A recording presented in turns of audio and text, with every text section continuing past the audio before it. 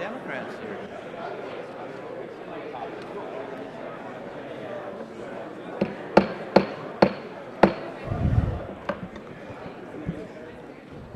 Good morning, everyone, and welcome to the Subcommittee on Communications and Technology and our oversight hearing of the Federal Communications Commission. We want to welcome the chairman and all of the commissioners. We're glad to have you here again. We appreciate your joining us today. As you know, it is our job to not only initiate innovative legislation and work with all of you on various individual legislative and regulatory priorities, but it's also our job to conduct rigorous and appropriate oversight of the Federal Communications Commission, and that's the subject of the hearing that we have today. Sadly, it's clear by various actions of this and previous commissions, Congress has delegated too much flexibility at times and authority to the FCC, and it seems that regardless of what our clear legislative intent is, too often that clear intent gets misunderstood or worse, obfuscated or obstructed. So colleagues, we have to do a better job when we write these bills so as to limit FCC authority, not to expand it. This committee has placed an emphasis on improving the FCC's processes when it comes to conducting the people's business. The full House has concurred with our work on multiple occasions, including as recently as last night, when the House passed the FCC Process Reform Act of 2015 unanimously. This effort arises from complaints and suggestions from the public and from various commissioners over the years under various chairs. Better process of the FCC will result in more transparent decision-making where all the commissioners have a meaningful opportunity to participate. And Chairman Wheeler, while you've made important improvements, and I commend you for that, you've reduced backlogs, you've implemented a new complaint process, among other items, members of your own commission are driven to publicly express their frustrations with the bigger decision-making process at times, so it's distressing to hear of somewhat bitter divisions. Now, let me give you three specific issues that concern me and many of us on the committee. First, our lawyers believe the FCC has disregarded the clear directive in the Stella Reauthorization Act of 2014 and by expanding the scope of the DSTAC working group beyond what was ever intended by the committee. So that's number one. Number two, the FCC has promulgated rules designed to preempt state laws regarding municipal broadband absent congressional authority to do so. And of course, the FCC continues its 8-year-long failure to complete its required quadrennial review of media ownership rules. I wonder what penalties would befall a licensee of the commission that so failed to follow the law. And that's just the list of things that have already happened. The commission has a number of pending proceedings that threaten to walk the same tired path of partisan predetermined outcomes. The commission has announced a rulemaking to, quote, clarify the FCC's expanded privacy authority under the new Internet rules, close quote. Even when some cheerleaders for Title II, common carrier regulation of the Internet access, are coming to realize just how wide a net this self-granted authority casts over the Internet. If IP addresses are equivalent to phone numbers under Title II, just how will commerce flow in a broadband world? What's the FCC's definition of privacy under a law designed for hand-crank telephones? The commission appears poised to move forward on an item to redefine multi-channel video programming distributor, or MVPD, to include linear over-the-top video providers. This is billed as a way to promote online video as a competitor to traditional cable and satellite providers, yet many over-the-top providers assert that government intervention is not warranted and that this will chill investment and innovation in the nascent growing sector. And the commission appears ready to move forward to expand the scope of Universal Service Lifeline program without adopting controls to prevent ballooning costs. While this commission has taken some steps to reduce waste, fraud, and abuse, and I commend you for that, much work remains in these areas, and the program still lacks meaningful spending controls. This despite the fact the contribution factor for universal service, that's the percentage of consumers' bills the FCC collects each month to support the Universal Service Fund program, will rise to 18% in January, and that is an all-time high. Serious concerns about the misguided management and reward system of the Enforcement Bureau have risen to the point that Chairman Upton, Vice Chairman of this subcommittee, Mr. Latta, and I have asked the Government Accountability Office to conduct an independent investigation into how decisions are made, how fines are determined, and how employee performance is assessed. In addition to these concerns, many stakeholders have expressed overarching concern that the FCC is adopting and applying its rules in an arbitrary fashion, singling out certain companies or industries for asymmetric regulation. This concern is buttressed in their view, by so many 3-2 votes. With the spectrum auction less than 4 months away, I'd also like to get your assurance that the Federal Communications Commission will fully and faithfully implement the law that was passed by Congress, that broadcasters will not be forced to participate, and that the Commission will make all reasonable efforts to preserve broadcaster coverage, prevent interference, and make sure that consumers can continue to enjoy their over-the-air viewing. Two final notes. First, congratulations to the FCC on your October 23rd unanimous vote to adopt the AM radio revitalization order, providing needed relief to the struggling AM radio industry. To quote the NAB press release, a great day for AM radio and for millions of listeners across America. I especially commend Commissioner Pai for his leadership on this issue and for all of you for coming together and finally getting this done. And I also want to congratulate Commissioners Rosenworcel and O'Reilly for their bipartisan efforts on 5G wireless. Keep it up. There's no lack of leadership or ability among the 5 people sitting before us today. You're all accomplished, recognized leaders. Our job is to change the system so each of you is a full participant in these incredibly important and complex decisions in a rapidly changing communications world. With that, I'll turn to my friend from California, Ms. Eshoo, for her opening comments. Thank you, Mr. Chairman, and good morning, Mr. Chairman and members of the Commission. It's always great to see you here, the full Commission. I want to start out by commending the Chairman and certainly the Commissioners. The Chairman began his job as the Chairman of the Commission 2 years ago this month. I don't know what the exact date was, Mr. Chairman, but I know it was 2 years ago. And it may seem to you like 100 years, but some days anyway. But in the staff memorandum, if members have read it, I just want to go through what I think is an honor roll of addressing issues. This is taking on a great deal, and I think they're all worthy of mention. Some of my colleagues are not going to agree, but I think that it's, obviously, I think it's very important. Net neutrality, spectrum legislation, public safety, AWS 3 auction, incentive auctions, the pending merger transactions, universal service, the E-rate, Lifeline, rural health care program, tech transition, consumer protection, public safety, enforcement, and I think there's, obviously there's been work on process reform, and when I name off all of these areas, imagine the work that is underneath 1 or 2 words. So whether commissioners have agreed or disagreed on parts of policies that come under those umbrellas, you've taken on a huge workload, and I salute you. I've served with either 5 or 6 chairmen and commissions, and I think that this is the most proactive commission and chairman that we've worked with. So thank you. I salute you. More than a decade ago, the Columbia Business School professor Eli Noem examined the relationship between entrepreneurship and government and telecommunications. He concluded that entrepreneurial firms exist in the telecom sector, and this is so interesting to me, not despite of government, but rather because of it. So let's assess how. Competition has been foundational in the Communications Act for more than 80 years, 8 decades. So we do get some things right around here.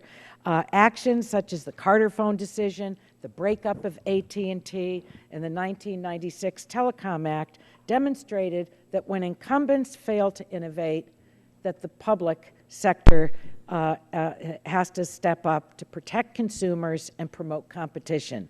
But what should competition policy look like in the second decade of the 21st century? In the internet age, it begins with open, interconnected networks that empower consumers and businesses to use the devices and the services of their choosing. Robust, enforceable open internet rules prevent broadband providers from blocking or throttling lawful online content or engaging in paid prioritization. It means reforming legacy video laws that hinder innovation and consumer choice while protecting incumbent interests. And it means ensuring that consumers can buy a set-top box from someone other than their pay TV provider. The lack of competition in the set-top box space has left consumers paying, on average, what some people think is whopping $231 a year on rental fees alone. Why we allow this to continue, I don't know, but it really does need to be addressed. So to promote competition, we also need common sense policies that make it easier for new companies to enter the broadband market. And I want to thank Commissioner Rosenworcel for highlighting in her testimony today the Dig Once policy that the chairman of our subcommittee and myself launched and on a bipartisan basis have promoted to promote broadband and do it in a very smart way. Finally, competition should be embedded in the decisions we make on spectrum. A balanced spectrum policy that recognizes the importance of both licensed and unlicensed spectrum is going to enhance competition, it'll drive down prices, and it'll unlock new innovation. It is an innovation platform in our country, and we can't lose sight of that. So my special thanks to you, Mr. Chairman, for your superb leadership, to each commissioner for your leadership, for your working together, even when you disagree. I think you do it. It's not personal. It's about the policy, and we all benefit from a variety of views. And I more than anything else, I want to, I'll be gone from this world, but what I want written about the 21st century is that it was an American century. I've gone over my time. I apologize to Congresswoman Matsui. I was going to yield time to her, but perhaps somebody else will. Thank you, Mr. Chairman, and thank you. Commissioners. Now turn to the chairman of the full committee, the gentleman from Michigan, Mr. Upton, for opening comments. Well, thank you, Mr. Chairman. As we all know, 2 years ago, this committee welcomed a newly sworn-in Chairman Wheeler to this very hearing room. Our message then for the new chair and the entire commission was short and sweet. Given the FCC's jurisdiction over one of the most important sectors of our economy, the decisions that they would make would be critical to innovation, jobs, and our nation's global leadership in technology. And today our request is just as simple. In executing its functions, the agency must operate with openness and transparency for the benefit of American consumers and job creators. Fortunately, notwithstanding our clear and numerous concerns, the FCC has been plagued at times by process failures and a lack of healthy and honest policy debate. Ultimately, this has produced uncertainty in the market, harming our economy and the robust communications sector's ability to create the jobs that all Americans need. There remains many significant matters to be decided by the Commission. These are opportunities for the FCC to get back on track, to demonstrate its commitment to process reform and return to the bipartisan policymaking that was once a hallmark of the FCC. What you collectively do together matters to folks in Michigan and across the country whose daily lives have been transformed by technology, and if the process can be improved, we will all be better for it. I yield the balance of my time to Ms. Blackburn and then Mr. Latta.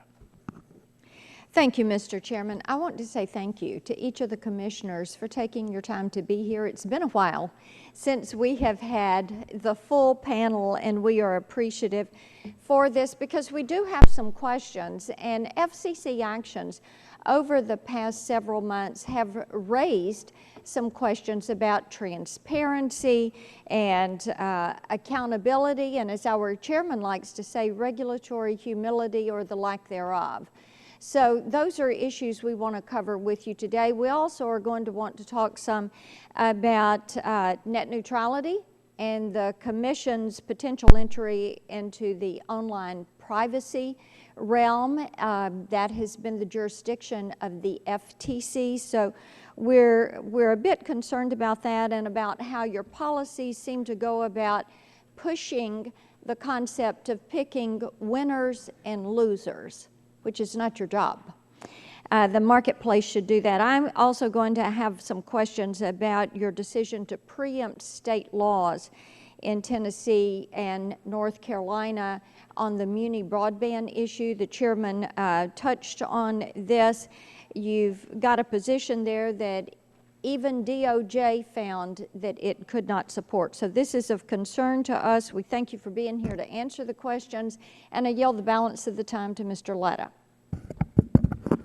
Well, thank you very much. I appreciate the gentlelady for yielding. And Mr. Chairman, thanks for today's hearing. And to the Commission, thanks very much for being with us today. Over the past year, this subcommittee has devoted many hearings to oversight of the FCC. This attention has not been misplaced. The communications and technology industry is a very productive and dynamic sector of our economy. We cannot afford to overlook the significance of regulatory policies and how the FCC's decisions affect the success of this vibrant industry. Without proper oversight, some actions emerging from the FCC, like the Downloadable Security Technical Advisory Committee proposals, can go unchecked and have negative impacts on a thriving industry. DSTAC, established by the FCC as directed by Congress, is formed to make recommendations on a software-based downloadable security system for securing video content. However, the FCC allowed the DSTAC to focus on navigation interface issues as well as downloadable security. This action goes against clear direction from Congress. As a result, the technical working group failed to achieve its intended purpose. I look forward to hearing from the Commissioners today on this issue, Mr. Chairman, and I yield back the balance of my time. The gentleman yields back the balance of the Chairman's time, and we'll now go to the ranking member of the full committee, the gentleman from New Jersey, Mr. Pallone. Thank you, Chairman, and I also want to thank our ranking member for holding this hearing, and thank you to all the commissioners for coming up to talk with us once again. This is the fourth FCC oversight hearing we've had this year. I certainly appreciate the efforts the Republicans have put into overseeing the Commission. Oversight of all the agencies under our committee's jurisdiction is always a top priority for Democrats, and still I wish the committee had been as energetic this year about other problems the American people are grappling with, such as climate change, safe drinking water, or domestic violence in sports. Nevertheless, today's hearing is at least timely. We just recently commemorated the 3rd anniversary of when Hurricane Sandy ripped through the East Coast. The storm left people across my district stranded without communication, some of them for weeks. And so I've spent the past 3 years making sure that we're better prepared for the next time disaster strikes, because unless we do more to control climate change, there will be a next time. And that's why yesterday I introduced the Sandy Act to make sure people have better access to communications in an emergency. The bill recognizes the importance of phone service, TV, and radio during emergencies. I hope that the proposal in that bill, along with the efforts at the FCC to make networks more resilient, will mean that we never have a repeat of the communication failures from 3 years ago. But as important as network resiliency is, the FCC role in helping consumers is much broader. So I'd like to briefly mention my other priorities for the Commission. First, online video. The future of communications is video, and the future of video is online and mobile.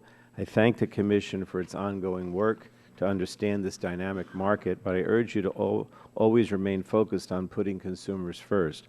Above all, the Commission's priority should be making sure consumers are the ones deciding what services and devices meet their needs. Second is spectrum. To make sure consumers can access the content they choose, wherever they choose, on whatever device they choose, they need more spectrum. The FCC is doing its part to meet this demand through its record-breaking spectrum auction earlier this year and its first-of-its-kind incentive auction set for early next year. I hope that Congress can continue to do our part by building on our recent work in the budget deal. We must find new ways to free more spectrum. We have not done enough. I know I have a couple other people here that want to use my time, but before I yield, I wanted to thank Chairman Walden for his willingness to revisit the matter of broadcast ownerships. The Chairman called a hearing to explore this issue a few months ago, but had to cut it short, and this is an issue that the American people are care deeply about. So I appreciate the fact that the Chairman has offered to complete the hearing on December 3rd, and I look forward to it. So thank, again, our witnesses. I look forward to hearing from you all about the important work the FCC is doing to help consumers. I have 2 minutes. I'd like to give 1 minute to Mr. Butterfield and 1 to Ms. Matsui. We'll start with Mr. Butterfield. I'll do it very quickly, Mr. Pallone. Thank you very much for yielding, and thank you, Mr. Chairman, for convening this important hearing today, and to Commissioner Wheeler and to your colleagues, thank you so very much for coming. I'd like to very quickly mention one thing, because I may not be able to get it out during the remainder of the hearing. This is very important to me, and it's important to the members of the Congressional Black Caucus. I recall that when I was a judge, when I was a lawyer, and now as a community-based congressman, I have run into this problem constantly throughout the years, and that has to deal with telephone calls from prisoners. Even when I was a trial judge, I used to collect calls from those who were incarcerated, and you, Mr. Wheeler, and your commission have addressed this issue. And I want to thank you and Ms. Clyburn and the others who worked so diligently on this. A call that used to cost as much as $14 per minute. A lot of people don't realize this. $14 per minute now costs 11 cents per minute. A 15-minute phone call used to be up to $210. A 15-minute call, $210. Now it's $1.65 per minute. And I just want to commend you for your bold step in making that happen. I have a friend who is in prison. I visit him 4 times a year. And it is a big conversation among the population in the prison, how they have been relieved of these burdensome phone calls. And so I want to thank you for your work in that area. And now I yield to my friend, Ms. Matsui. Thank you very much for yielding to me. Welcome back, Chairman Wheeler and Commissioners. We appreciate the work you're doing in many areas. One of my top priorities is making more spectrum available. The recently passed Budget Act took important first steps, but I believe Congress and the FCC need to build upon these provisions to identify new spectrum opportunities.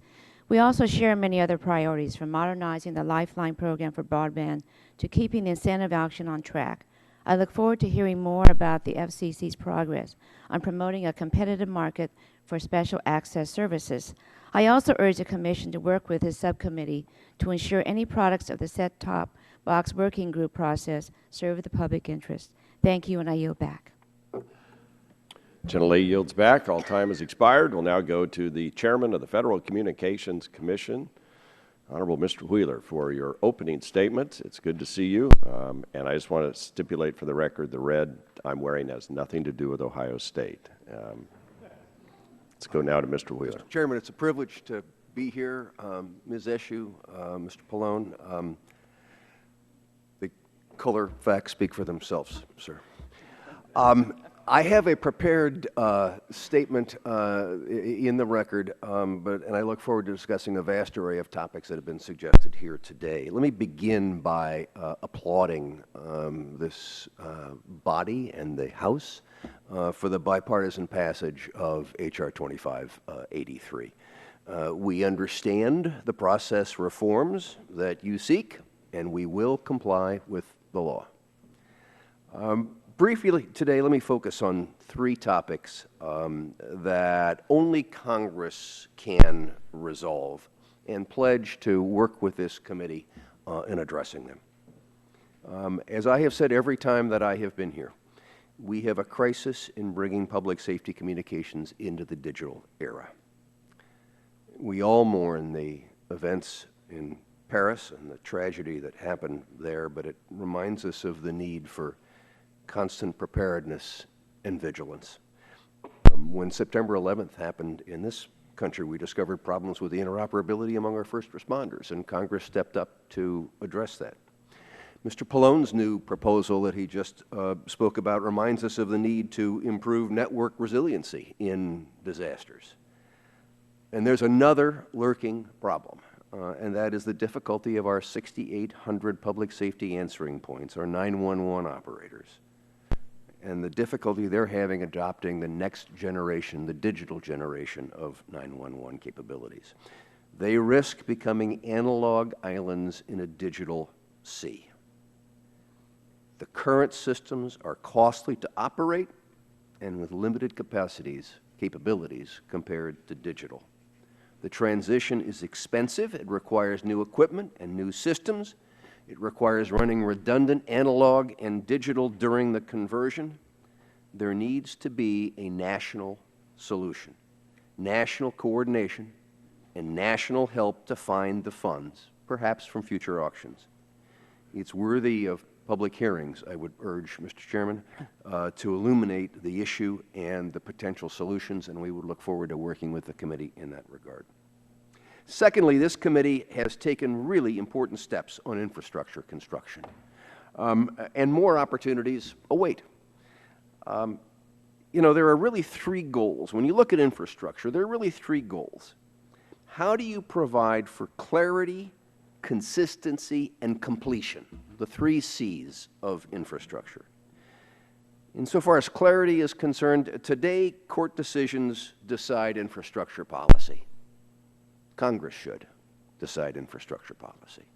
You know, we need policy on activities that are deemed normally not to have significant impact on the environment.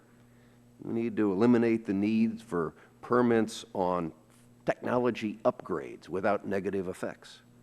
We need to have the presumption that one commercial approval works for others. You don't have to have repetitive approvals.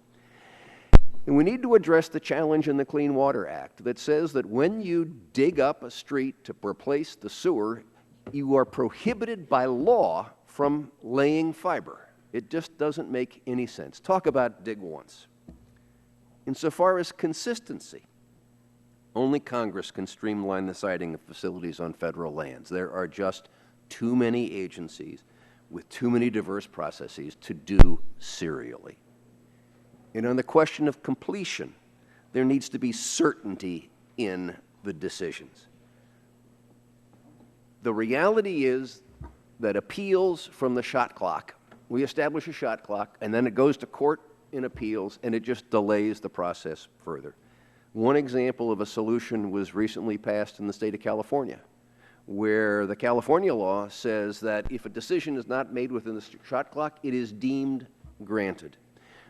So clarity, consistency, and completion are the goals we need to focus on for infrastructure, and we look forward to working with you on those.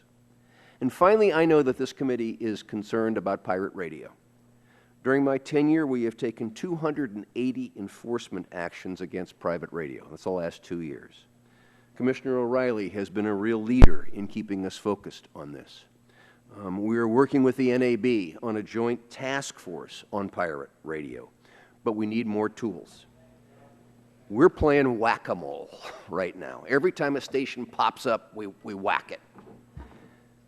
We need to have consequences for those who facilitate those stations popping up. The landlords who look the other way because helping pirates is risk-free.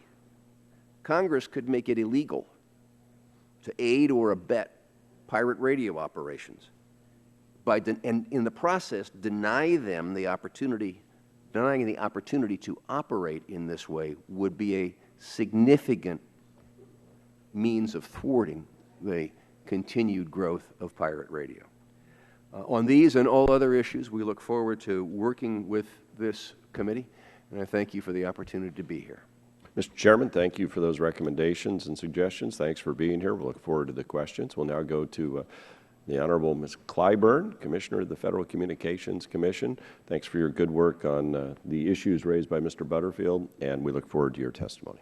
Thank you, Chairman Walden, Ranking Member Eshoo, distinguished members of the committee. I appreciate the opportunity to appear before you this morning in the company of my colleagues.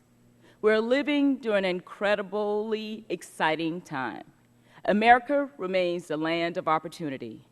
Technological advancements abound, providing new means to achieve the American dream, and broadband is one of the biggest enablers of that dream. It is breaking down barriers to health care through remote monitoring. It is offering new paths to job and training, and it is providing our children with world-class learning. Most Americans enjoy ubiquitous access to broadband, but the number of those who do not remains high. I am both humbled and grateful that from the directive issued by you, that the FCC has the obligation, ability, and opportunity to serve our nation by acting to close chronic opportunities divides. My written testimony, which I asked to be included in the record, focuses on the promise and opportunities made possible by universal access to broadband, and it outlines our efforts to close those remaining communications access gaps. The Mobility Fund. While many of us enjoy nearly ubiquitous mobile coverage, pockets of our nation remain in darkness. In 2001, a bipartisan FCC adopted a dedicated mobility fund, but it has yet to be implemented. I believe that it is imperative that we move quickly to adopt a permanent mobility fund to eliminate coverage gaps across our nation. Lifeline. The statute accords equal weight to rural, high-cost areas and low-income consumers when it comes to ensuring access to service reasonably comparable to those we enjoy in urban areas, and it's time that the FCC do so as well. It is time to move from merely criticizing to fixing remaining problems in Lifeline. So I fully support the modernization of the program to address the affordability divide, and I believe that the steps we have already taken and the plan we have outlined in our Notice of Proposed Rulemaking would not only eliminate incentives for waste, fraud, and abuse, but enable Lifeline to become truly a real communications bridge to help Americans in need to get back on their feet, the incentive auction. The Commission has worked hard to implement your directives regarding the incentive auction, and I am proud that we adopted rules to incentivize smaller companies to deploy wireless networks in areas that lack advanced services. And as you've heard, the reform of inmate calling services. I am deeply grateful that we finally acted in the absence of a functional marketplace to provide affordable communication services for those wanting and needing to stay in touch with the currently incarcerated. Too many families, friends, and attorneys are making unconscionable choices to stay in touch, and our nation is plagued by the highest recidivism rate in the world, in part because families cannot afford to maintain regular contact, and too many former inmates go home as strangers and are unable to readjust. Our Connect to Health program, that task force, is an effort to reach beyond the Beltway, to focus on game-changing projects and stimulating new collaborations between public and private stakeholders in local communities that are seeking to solve health challenges through broadband-enabled solutions. And lastly, we talked about it, the AM revitalization item. This bipartisan compromise addressed and met the needs of small businesses, AM radio owners, and the public by taking steps to increase the viability of AM radio stations through access to an FM translator. Mr. Chairman, this sums up my testimony. The rest is in the record, and I look forward to any questions you may have. Commissioner, thank you for your good work, and thanks for sharing those items with us. We'll now go to Commissioner Rosenworcel. Thank you for being here. We look forward to your testimony as well. Good morning, Chairman Walden, Ranking Member Eshoo, and members of the subcommittee. I'm not sure your mic is on. Try again. There you go. Good morning, Chairman Walden, Ranking Member Eshoo, and members of the subcommittee. Thank you for the opportunity to appear before you today, along with my colleagues at the FCC. Today, communications technologies account for 1/6 of our economy. And that's no wonder, because these are the networks that carry all aspects of modern commercial and civic life.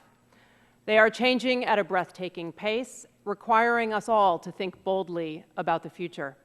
And in the months ahead, the FCC will do just that as we begin the world's first spectrum incentive auctions, work to speed the IP transition, and update universal service and media policies.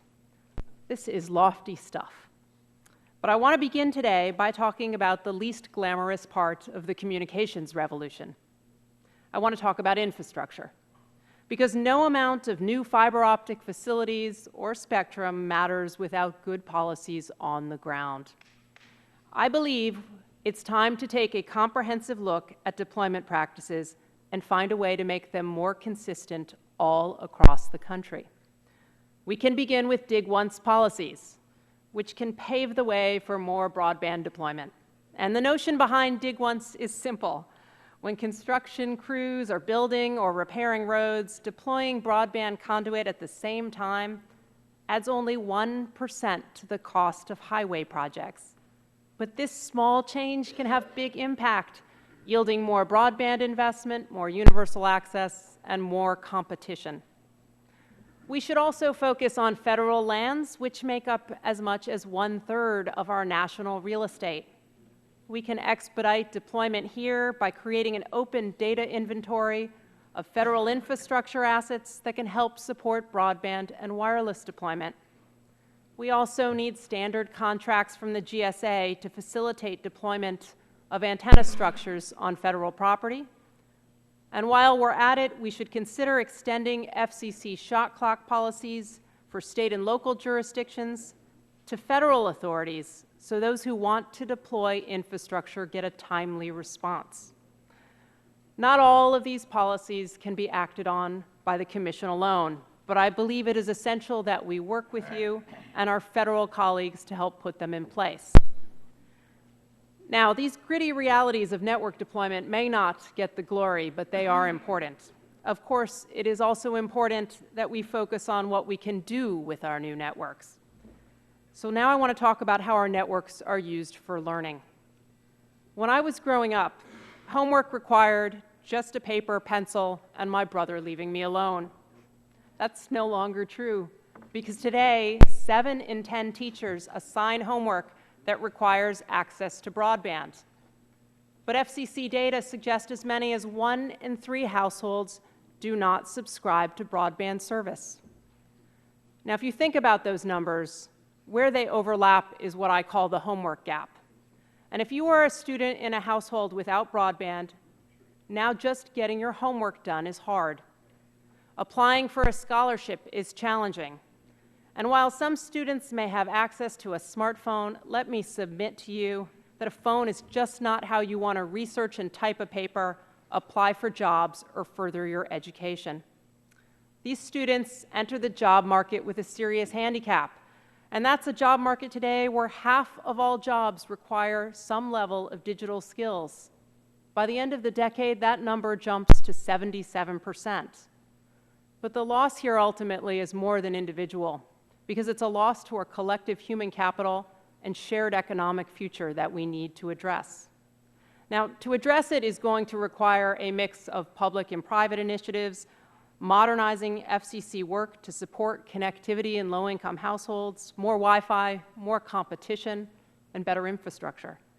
But I think the sooner we act, the sooner we bridge the homework gap and give more students a fair shot at 21st century success. Now, learning, of course, is just one example of how new communications technologies are remaking our world. There are others. Just last week, we had a cruel reminder from abroad that when the unthinkable occurs, our security so often depends on connectivity. And in the days and weeks ahead, I know our horror will not fade, but our resilience will only grow. And at home and abroad, we need to study the mix of public alerts, first responder communications, and social networking that facilitated safety. Those lessons can make us stronger, and we should submit ourselves to the discipline of learning them. Thank you. I look forward to answering any questions. Thank you, Commissioner. Now turn to Commissioner Pai for your opening comments. Thanks for being with us. We look forward to your testimony. Thank you, sir. Chairman Walden, Ranking Member Eshoo, members of the subcommittee, thank you for inviting me to testify today.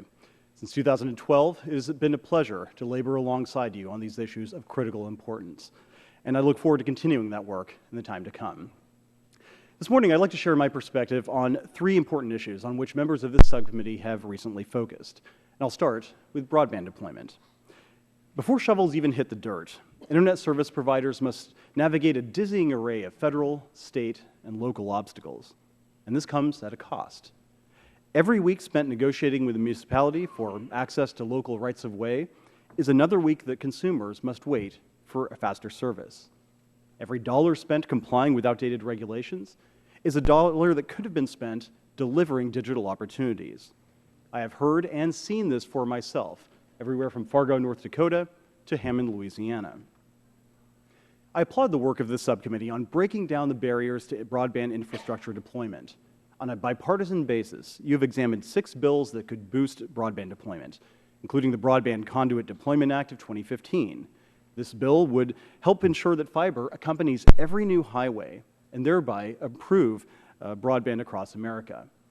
This kind of work in the weeds is exactly what is needed if we're going to spur private sector investment. Unfortunately, in my view, the FCC has not been as focused on promoting the digital revolution. The decision to regulate Internet service providers like Ma Bell of yore is a case in point. that's not the only problematic decision. The FCC has also impeded the IP transition, making it harder for carriers to leave behind the fading copper networks of yesterday and focus on building next-generation networks. It's time for the Commission to change course. We should recognize that competition is the best guarantor of consumer welfare, certainly more than pervasive regulation. We should embrace the IP transition and clear out the regulatory underbrush that has slowed down the rollout of new services. And we should work with the subcommittee on further breaking down the barriers to infrastructure investment. Speaking of changing course, I hope the Commission will soon abandon its quest to regulate the over-the-top video market. So far, we have left this market to evolve on its own, and that has been a wise approach, in my opinion. For, as the Digital Media Association, which represents over-the-top providers including Apple, Microsoft, and Sony, put it, the tremendous developments in over-the-top services have emerged in an environment that permits innovators to be flexible and unencumbered. And so, the Commission's proposal, as they put it, could end up backfiring, reducing resources and opportunities for these innovators rather than expanding them. Now, last month, Ranking Member Pallone called on the FCC to hit the pause button on regulating streaming video because consumers are beginning to have more programs to choose from, more ways to get them, and more options on prices. I wholeheartedly agree, and I think that the FCC should embrace the paradigm he expressed this morning of putting consumers first. One last concern I raised for the subcommittee's consideration is the agency's enforcement process. I applaud the leaders of the subcommittee for asking the GAO last month to investigate the management of the FCC's Enforcement Bureau. To be blunt, the FCC's enforcement process has gone off the rails. The FCC routinely asserts that companies have violated never-adopted rules, ignores facts that get in the way of good press, and plucks forfeiture amounts out of thin air. Things weren't always this way. Under Chairman Janikowski's leadership, I only dissented on one enforcement action, and that was because I thought the proposed forfeiture amount was too low. Under Acting Chairwoman Clyburn's leadership, I didn't dissent on any Enforcement Bureau actions, not one. But in the last 13 months, I have voted against 10. To be clear, I haven't changed my approach. It's the Commission's approach that has changed. One further problem is that commissioners themselves can't oversee the enforcement process. On June 24th, I asked the Enforcement Bureau to provide me with a list of their open investigations. One day before our last oversight hearing, the chairman's office told me they believed they were a week or two away from supplying this information. 5 months later, my office has followed up on this request no less than 12 separate times, and I still haven't received a list of open investigations. This is unacceptable. As someone nominated by the President to make and accountable to this body and to the American public for making FCC policy, I should be able to find out what the FCC, including its bureaus, is doing. That I can't indicates that the agency's process is broken. Chairman Walden, Ranking Member Eshoo, members of the subcommittee, thank you once again for holding this hearing. I appreciate your concern about the areas of interest to the FCC and look forward to working with you once again in the time to come. Thank you, Commissioner Pai. It's very disturbing. We will follow up on that. Mr. O'Reilly, we're delighted to have you before the committee. Commissioner, please go ahead with your opening comments. Thank you, Mr. Chairman. Thank you for the honor to be before this subcommittee to help further its oversight responsibility over the Federal Communications Commission. During my 2-year tenure, I have tried to be true to my principles, look for areas of agreement with my colleagues, and move past any disagreements that we may have. This subcommittee is right to focus significant attention on the Commission, given how our decisions impact the American economy. In retrospect, I wish I had pushed for more FCC hearings when I advised committee members years ago. With your indulgence, I'd like to touch on 4 areas to help further the discussion. First, a key priority for me is expanding the amount of commercial spectrum available and updating infrastructure rules to facilitate build-out. While the Spectrum Pipeline Act is a step in the right direction, industry experts indicate that 350 megahertz of licensed spectrum will be needed to meet projected demand by the end of the decade.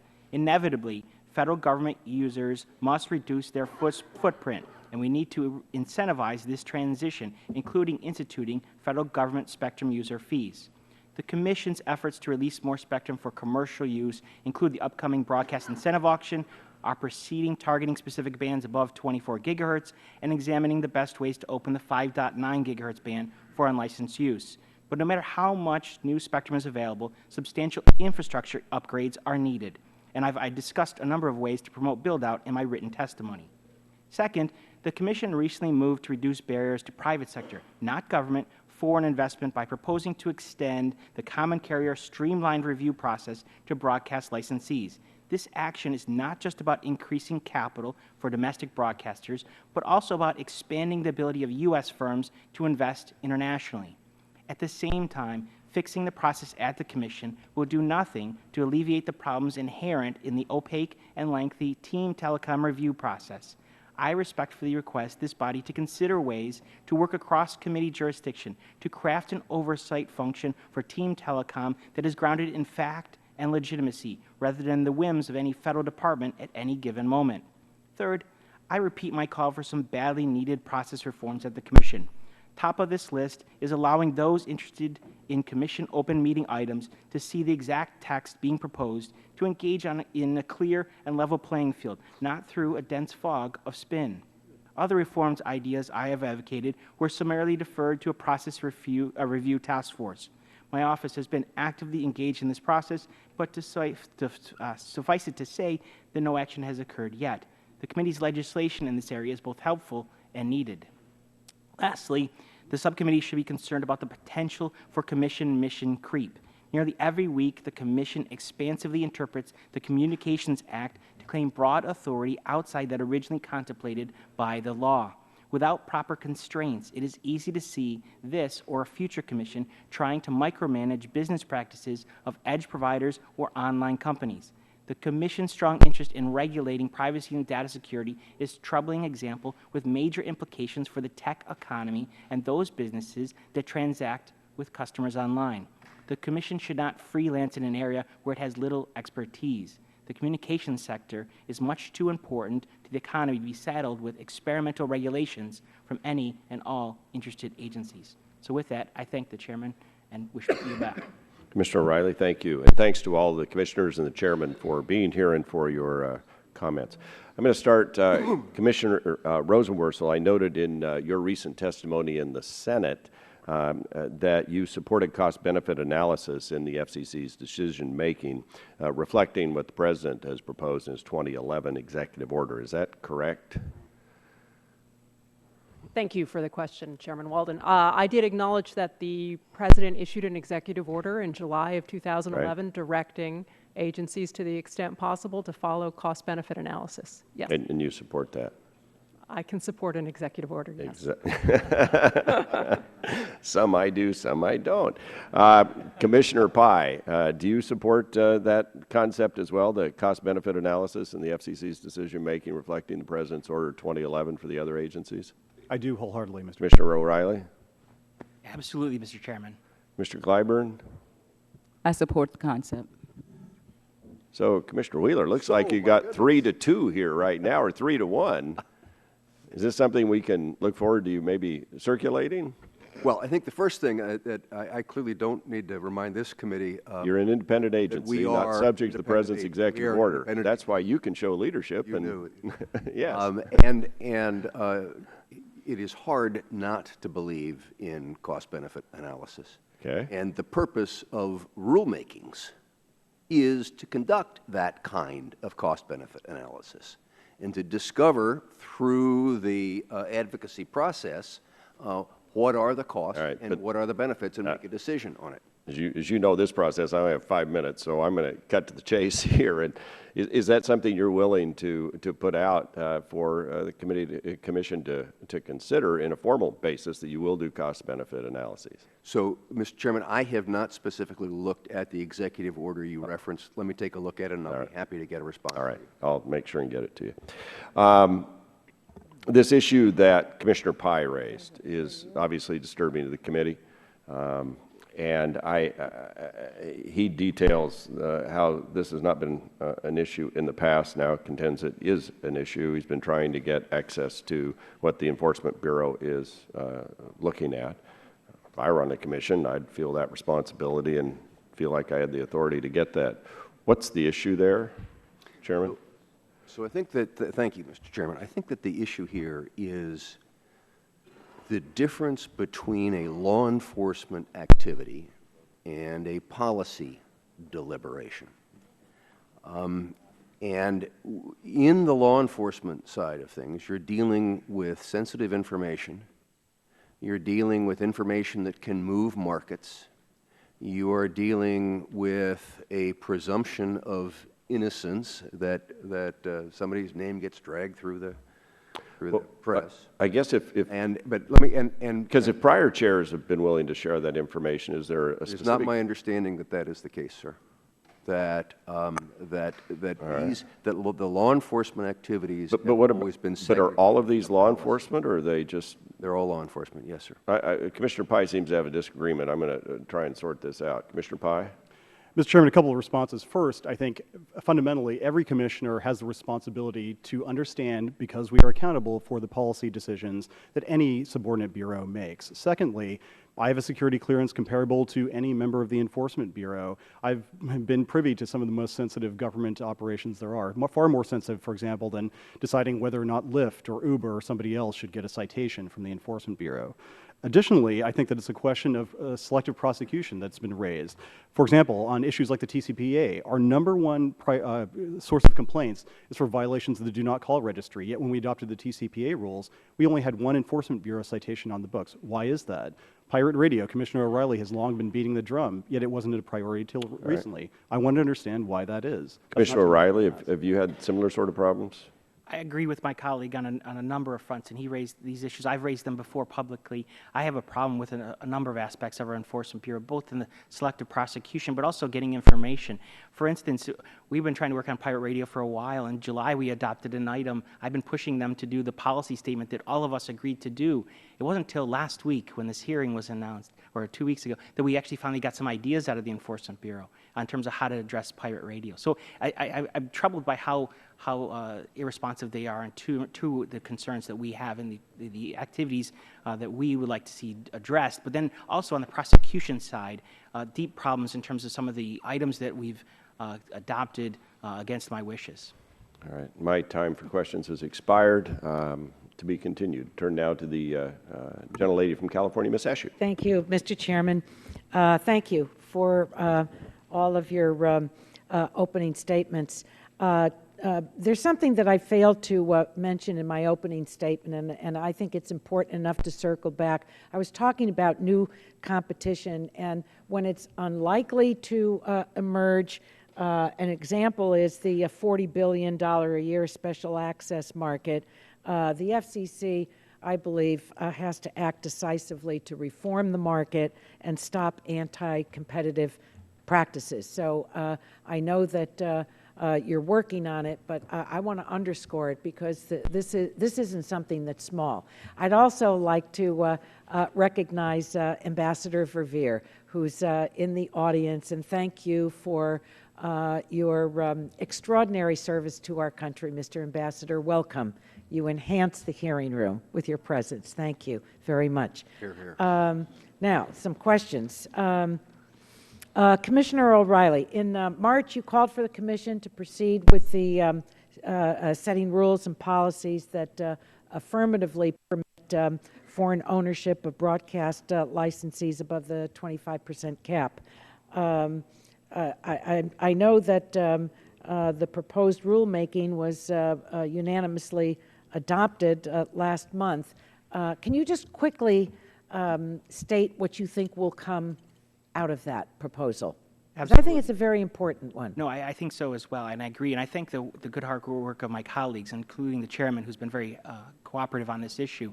We have worked to try and provide a clear path for foreign investment into U.S. broadcast properties from the private sector, not the government, not foreign governments. And in doing so, we think we can increase the amount of capital available for broadcasters in terms of things that they may need to do.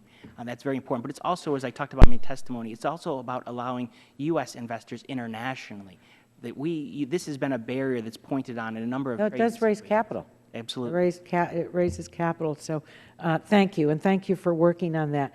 Commissioner Rosenworcel, you need to know that the chairman leaned over and said, what did you do to get so many commissioners to talk about dig once? One of these days, it's going to pass the Congress. So, but thank you, and thank you to the chairman and anyone else that, I think that Commissioner Clyburn also said something about it. You suggested that legislative efforts to increase licensed spectrum, for the licensed spectrum pipeline should also include unlicensed. Obviously, you know that I'm a huge proponent of unlicensed spectrum. You've called this the Wi-Fi dividend. Now, in crafting legislation, how do we ensure that the enormous economic value of unlicensed is reflected in CBO's scoring? I almost didn't ask you this because you're not a CBO person, but you've been on the inside of the government, and this is it's a problem. It's really anyway. You want to take a shot at it? Thank you for the question. Difficult though it is. Everyone in this room has probably used unlicensed spectrum today. Sure. Maybe it's been Wi-Fi, your garage door opener, an RFID tag when you were at the store, or a baby monitor overnight. Everyone in this room has used it. It is a huge part of our daily lives, and it is a huge part of our economy, responsible for more than $140 billion in economic activity annually. So when we talk about spectrum policy, we need to make sure we talk both about licensed and unlicensed. And when legislation moves through this committee, including a swath of unlicensed, is a good thing for the wireless economy. It's what I've called the Wi-Fi dividend. Mm-hmm. The challenge, as you acknowledged, comes with the Congressional Budget Office, which reviews spectrum legislation and has a heavy bias towards spectrum that gets auctioned and sold through the FCC's auction process. It strikes me that that accounting is outdated because it doesn't account for the $140 billion in economic activity every year that's dependent on unlicensed spectrum. And so the idea behind a Wi-Fi dividend is to continue to move unlicensed spectrum when licensed legislation comes about. And I think if we do that, we can see the economy grow and the Internet of Things really flourish. That's great. Thank you. Mr. Chairman, our Senate colleagues have done a study and concluded that consumers pay an average of $231 annually. I said that in my opening statement. What are we going to do about this? I think that Section 629 is pretty specific in terms of its intention to give consumers a choice in what device they want to use. You want to comment on this? Well, thank you, Ms. Eshoo. Just last week, we closed the comment period in which we were asking for responses to the DSTAC report that Mr. Latta had referenced. I think we need to then decide what we do to go on from there. I was reading Section 629 this morning in anticipation it might be a topic. And I note that it specifically says that the Congress is telling the FCC to assure, quote, unquote, the availability of competitive navigation devices. So we're going to get the comments in. We had a really fulsome DSTAC process. It produced 2 separate reports, put both of those out for comment. The comments closed last week. We will review them and decide what happens next. And we've got Yeah, I think my time has expired. I have more questions. I don't know if we're going to do more than one round. We will try to. Very much. We'll go now to Ms. Blackburn, I'm sorry, is next. Thank you, Mr. Chairman. Chairman Wheeler, I want to talk about the Downloadable Security Technical Advisory Committee report and the final report it issued on development of downloadable security systems that would facilitate the delivery of video programming over third-party services. And as you can imagine, and as we've talked many times, my content producers in Nashville have a lot of concern about this. And one of the proposals would allow MVPD service to be disassembled into individual piece parts that any retail device manufacturer could selectively reassemble into a new configuration and a new service, and it is similar to the all-vid concept considered by the FCC in 2010. Disaggregating this MVPD content would also lead third parties to circumvent the consumer protections that are built into regulated MVPD service, but not into all-vid. So with respect to all-vid, I'm concerned by ideas that are being pushed right now by some individuals and groups that would allow third parties to use the content for their own service in ways that violate the licensing terms and without consent of the content creator. And we've got a TV marketplace that is producing more video content than ever. So why would the government support this kind of intervention and theft? Thank you, Ms. Blackburn. I think the first reality here is that, all-vid was an idea from half a dozen years ago. The world has moved on substantially since then. As I indicated to Ms. Eshoo, the goal of DSTAC was to address exactly the question that you raise. And there were strong opinions on both sides. And the conclusions, the comments on it have just been filed. I can assure you that it is no one's goal to thwart the security that protects the sanctity of copyrights, and that we will review the record that has been developed. So we can be assured that you all are not going to diminish the right of these content creators to control their content, correct? We have to protect copyright. Okay, let me move on. I watched some video statements made by Jonathan Chambers over at the North Carolina Rural Centers Rural Broadband Conference that was held back in September. And he did a presentation called Build It Anyway. And he, in this, personally talks about how he personally secured $100 million, which he referred to as a tiny amount of money for a rural broadband experiment. I want to play that right now.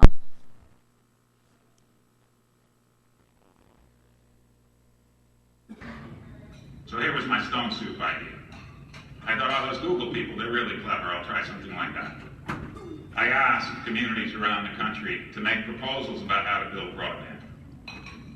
I got the FCC to give us a little tiny bit of money for this experiment, $100 million. It's tiny money, trust me. It's 0.2% of the money that we just gave to the large price cap carriers. And I got proposals from all over the country, like Google. Okay, if we can come back to the questioning. Mr. Chairman, were you aware of this presentation and aware that he was discussing $100 million as a tiny amount of money? Because I can assure you, to my constituents in Tennessee, it is not a tiny amount of money. I am unaware, but you just gave me a new piece of information. I had not seen that video, nor had I heard a report of this presentation. Are you aware of this supposed experiment? Yes, we all voted on that experiment, and the question is, are there alternative ways to get broadband delivery in rural areas? We have a crisis in terms of broadband in the private rural America. sector, I think, can probably sign this. These were private issues. So the issue is we're currently subsidizing one group of people who build fiber. And so the question was, should there be tests of others who also build fiber, such as electric co-ops, and whether they can provide service where it's not being provided? And that's but to the tune of $100 million. That's what the test is about. Yes, ma'am. You think that that is worth $100 million? There are huge areas of our country Is this that are an not example being of served by regulatory broadband. humility with which you approach your job? No, I think our responsibility, I hope, is to make sure that we are using funds to expand the reach of broadband and to do so creatively? Mr. Chairman, I have letters from both the governor and the lieutenant governor of the state of Tennessee I'd like to submit for the record about their Without concerns objection. with providing muni broadband. Yield back. Gentlelady yields back. Recognize the ranking member of the full committee, Mr. Pallone, for 5 minutes. Thank you, Mr. Chairman. Yesterday, I mentioned earlier that yesterday I introduced the Securing Access to Networks and Disasters, or SANDY Act. And the SANDY Act is a result of an examination of what went wrong during Hurricane Sandy 3 years ago and incorporates some lessons learned. I wanted to ask initially Commissioner Rosenworcel, I know you visited New Jersey shortly after Sandy struck, and based on your experiences, do you have any suggestions for legislative steps we can take to help consumers during emergencies and disasters? Thank you, Congressman Pallone. I did, in fact, visit the New Jersey shore right after Hurricane Sandy hit, and I won't soon forget what I saw. The coast ripped apart by wind and rain, and the people who live there and their stamina and fortitude and desire to rebuild. I know that our communications networks worked during that storm, but not all of them. And on the New Jersey coast, far too few of them. So I think your Sandy legislation is a terrific start to force us to look at network resiliency in a new way, to come up with master contacts for our nation's 911 call centers, and also to adjust the Stafford Act to reflect the priority of communication service providers in crisis. Thank you. Let me ask Chairman Wheeler, a second component of this issue involves network resiliency. And as you know, over 40% of the wireless towers went out in New Jersey during Sandy. What's the status of the SEC's proceeding on network resiliency? So we have had a 911 network resiliency proceeding, which we completed, and we continue to work on the other resiliency issues. I think that your legislation is helping to focus on these issues and will provide some more responsibilities to follow through on. All right. I'm going to follow up with you about some of this after the hearing, if that's okay. Let me ask you, Chairman Wheeler, about the incentive auction. I know that running a successful incentive auction next year is one of your top priorities, and that's one of mine as well. And I've heard some concerns that the software you're using to run the auction may not be ready in time. So I just wanted to give you a chance to respond. If you would, say two questions. When do you expect the incentive auction software package to be finalized? And do you plan to give the impacted industries practice rounds with the software before the auction starts? So thank you very much, Mr. Pallone. The software packages are being developed over time, are virtually all completed at this point, and are being run through an internal red team process, an outside third-party break-it process, if you will. And then specifically to your question, we will be having trials and mock auctions where it will be tested ultimately by those who are going to use it. Okay. Let me just ask you about the pirate radio. I know you've been fairly successful lately in finding bipartisan support on a number of things, and I think an issue that you discussed that should have bipartisan support are the problems with the proliferation of illegal pirate radio stations. You mentioned it in your statement.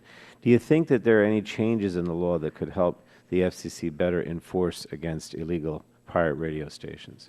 Yes, sir, and this has been an effort that Commissioner O'Reilly and I have both been working on, and he has particularly been the cattle prod on the activity. But as I said in my statement, it's whack-a-mole right now. They pop up, we jump on them. They pop up, we jump on them. But they just move to the next place. And landlords turn a blind eye to this. If there was a way that we could go and say to the landlords, excuse me, you've got some liability in this decision as well. They just see it as income. Hey, I've got somebody that's going to start paying me money for this space. I'll rent it out to them. But if they understood that there were consequences from that kind of enabling an illegal act, I think that would be very helpful. Okay. Did you want to respond, Mr. O'Reilly? No, I agree with the chairman's comments. I think I want to be careful exactly on approaching landlords. We'd like to have an education process as well. Many may not be familiar. I do not want to expose landlords in a broad category. We want to be careful when we do it. But it's not just landlords. It's political campaigns that advertise on low power, these illegal pirate stations, excuse me. And there are a lot of other concert promoters. There's things that we need to educate the community that should not be participating with these pirate radios. They are illegal, and we should go after all the mechanisms to eliminate them. All right. Thanks a lot. Thank you, Mr. Chairman. Gentlemen, we'll now turn to a gentleman from Texas, Mr. Barton, for 5 minutes. Well, thank you, Mr. Chairman. I apologize to the Commission for not being here for their opening statements. As you know, we have the Health Subcommittee, and they're meeting at 10, so we always have to go back and forth, so I missed their statement, but I'm appreciative of the Commission being here. Those of you that have attended hearings like this in the past, my normal routine would be to start asking the chairman and the other members a series of questions about low-power television. I'm going to submit those for the record, so I'm not going to disappoint you, but we'll put them in the written part of the record. What I'm going to do is kind of go off script. And Greg says, uh-oh. But in a positive way, I hope. Bipartisan. We just had this terrible attack in Paris, and hundreds of people were killed. We need to do something about it. ISIS and the terrorist networks can't beat us militarily, but they are really trying to use the internet and all of the social media to try to intimidate and beat us psychologically.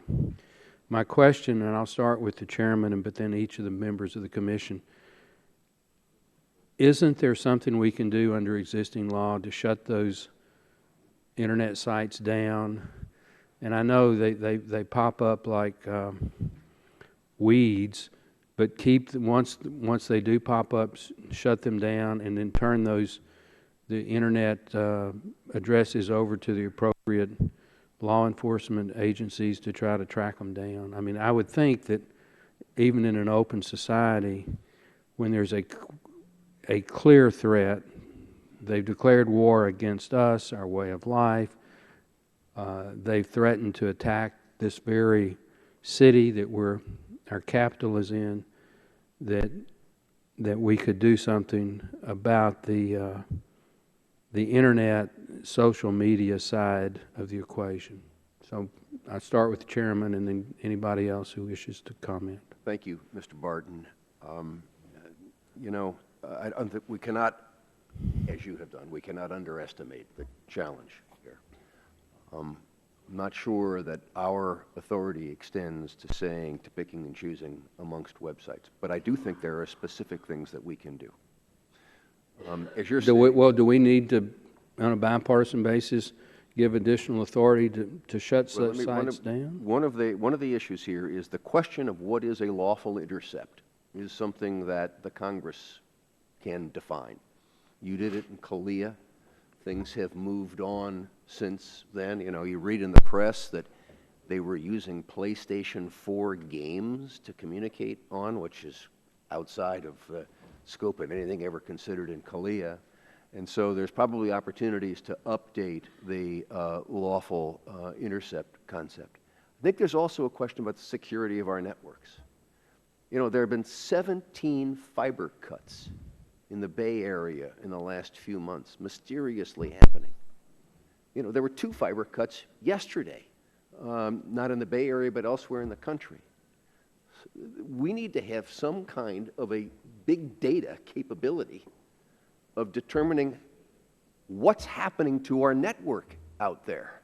Because it's not just people getting on the network, it's perhaps people doing things to the network.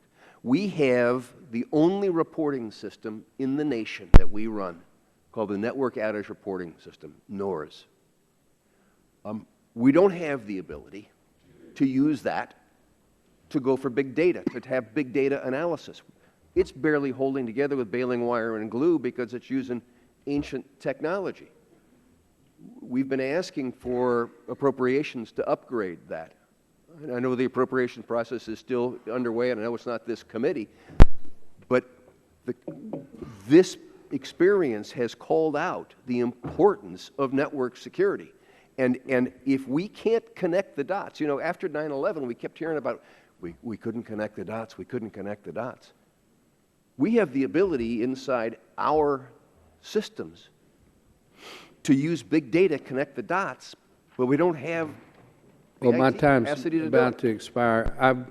I would assume it's a yes answer that the commission will work with the committee if we need to update our laws to It's do a so. capital yes, sir. Okay. Is there anybody else who wants to comment on that before my time just expired? No, I just, I want to thank you for raising this. And I know that the FBI, relative to the cuts in the Bay Area, have said that they need to deal with HPSI, the House Permanent Select Committee on Intelligence, and so we'll just. Well, it's a clear and present danger. Yeah, There is. of course it is. They have declared war And against I don't think any of us, this is coincidental either. and they're using the internet in a extremely offensive, inappropriate Effective way against us, and we ought to be able to make it, at a minimum, much more difficult, and hopefully absolutely shut it down. With that, Mr. Chairman, I yield back. But I will get you my questions on low-power TV. I look forward to them, sir. Gentleman yields back, balance of his time. Chair now recognizes the gentleman from Pennsylvania, Mr. Doyle. Thank you, Mr. Chairman, and I just want to say to Mr. Barton, I wholeheartedly agree with what you've said, too, and hopefully we can work on that. Chairman Wheeler, at the risk of sounding like a broken record, I want to talk to you a little bit about special access. First, I want to thank you for the Commission's continued work on special access, and while I was somewhat concerned that the comment deadlines were once again extended, I want to applaud the Commission for beginning its investigation into tariff rates and conditions in these markets. I believe that the Commission has worked hard and diligently on this proceeding. I just wish you would work faster. However, I know some of my colleagues on the other side of the aisle have taken issue with this proceeding. Mr. Chairman, I have two questions. First, if ILECs are using their market position to charge anti-competitive rates to competitors, jacking up prices for competing services, or driving competitors out of business, do consumers benefit from that? And secondly, does investment in broadband infrastructure increase or decrease in competitive markets? Well, I think the answer to the first is no, and the answer is increase in the second. And let me, you know, one of the things that gets lost in this issue is we call it special access. Boy, there's a term that doesn't say anything, okay? What we're talking about is services that are necessary for competition. We got to start calling these competitive services because you can't have cell densification, which makes wireless networks work better, without backhaul, which requires this special access. You can't have the Internet of Things and 5G built out. It's going to do nothing but expand the need for this, let alone the kind of competitive services you were talking about that increases service opportunity in by competitive providers and lowers costs. So I think we ought to call it what it is. This is services that are essential for competition. Thank you, Mr. Chairman. Mr. Chairman, I also want to ask you, the Commission recently decided in evaluating spectrum transitions to take a closer look at deals that involve low-band spectrum. And the FCC recognized the unique value of that spectrum and the fact that there is already significant concentration of that spectrum among just a few carriers. You've now evaluated several transactions in which you've conducted that enhanced review, but in each case, you still decided to allow further concentration of low-band spectrum. Just last week, the Commission approved a transaction where the buyer exceeded the low-band screen established by the Commission. My question is, what's the point of creating a mechanism for enhanced review if the Commission's not prepared to use it? Well, Thank you, Congressman. I think there's two parts to that. One is you always want to have this enhanced review because that in itself is putting a stake in the ground, if you will. Secondly is it is a review. And so the question becomes, is there a legitimate application that overcomes that stake in the ground? And in this particular instance, which involves some rural broadband, some rural spectrum for AT&T, the Commission reached the decision that yes, on the merits, this would be enhancing to service to consumers. Thank you. Mr. Chairman, let me ask you on privacy. I'm concerned about some of the ongoing reports we're seeing that ISPs are tracking consumers online by using tracking headers and other types of unsecure technologies that can endanger consumer privacy and user security. Third-party companies are already publicly claiming that they're using these super cookies to track users online. Mr. Chairman, I just want to urge the Commission to take action and rein in these harmful practices. And finally, on set-top boxes, the DSTAC recently released this report on new proposals that would allow consumers to buy and use third-party devices for video programming. I believe the future of this technology is over-the-top services. I encourage the Commission to continue working on this issue. Pay TV subscribers should not have to suffer exorbitant rental fees for poorly designed and produced equipment, and I would urge the Commission to continue your work on these proceedings. Mr. Chairman, thank you and all of the Commission for being here before us today. I know we see you frequently, and we appreciate your input and the work that you're doing on the Commission. I yield back. Gentleman yields back the balance of his time. The Chair now recognizes the Vice Chair of the Subcommittee on Communications and Technology, the gentleman from Ohio, Mr. Latta. Thank you very much, Mr. Chairman, for yielding, and again to the Commissioners for being here. Thanks very much. If I could go back to a question the Chairman had asked a little bit earlier to Commissioners Clyburn and Rosenworcel. Do you have access to the Enforcement Bureau's work? I have every 2 to 3 weeks I have a meeting. I have meetings with the Enforcement Bureau. We go through items. You can call them hot topics, so to speak. Some of them are extremely hot. Issues that some are at the I guess the genesis of some of the conversations today. So I have never felt that there was any information that I requested or that I needed to know what's going on in the Bureau, know what's going on in the ecosystem, and make a decision that might come up to us.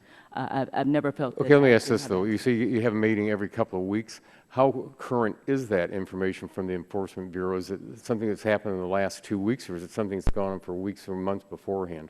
It depends on the status of the item, so it's all of the above.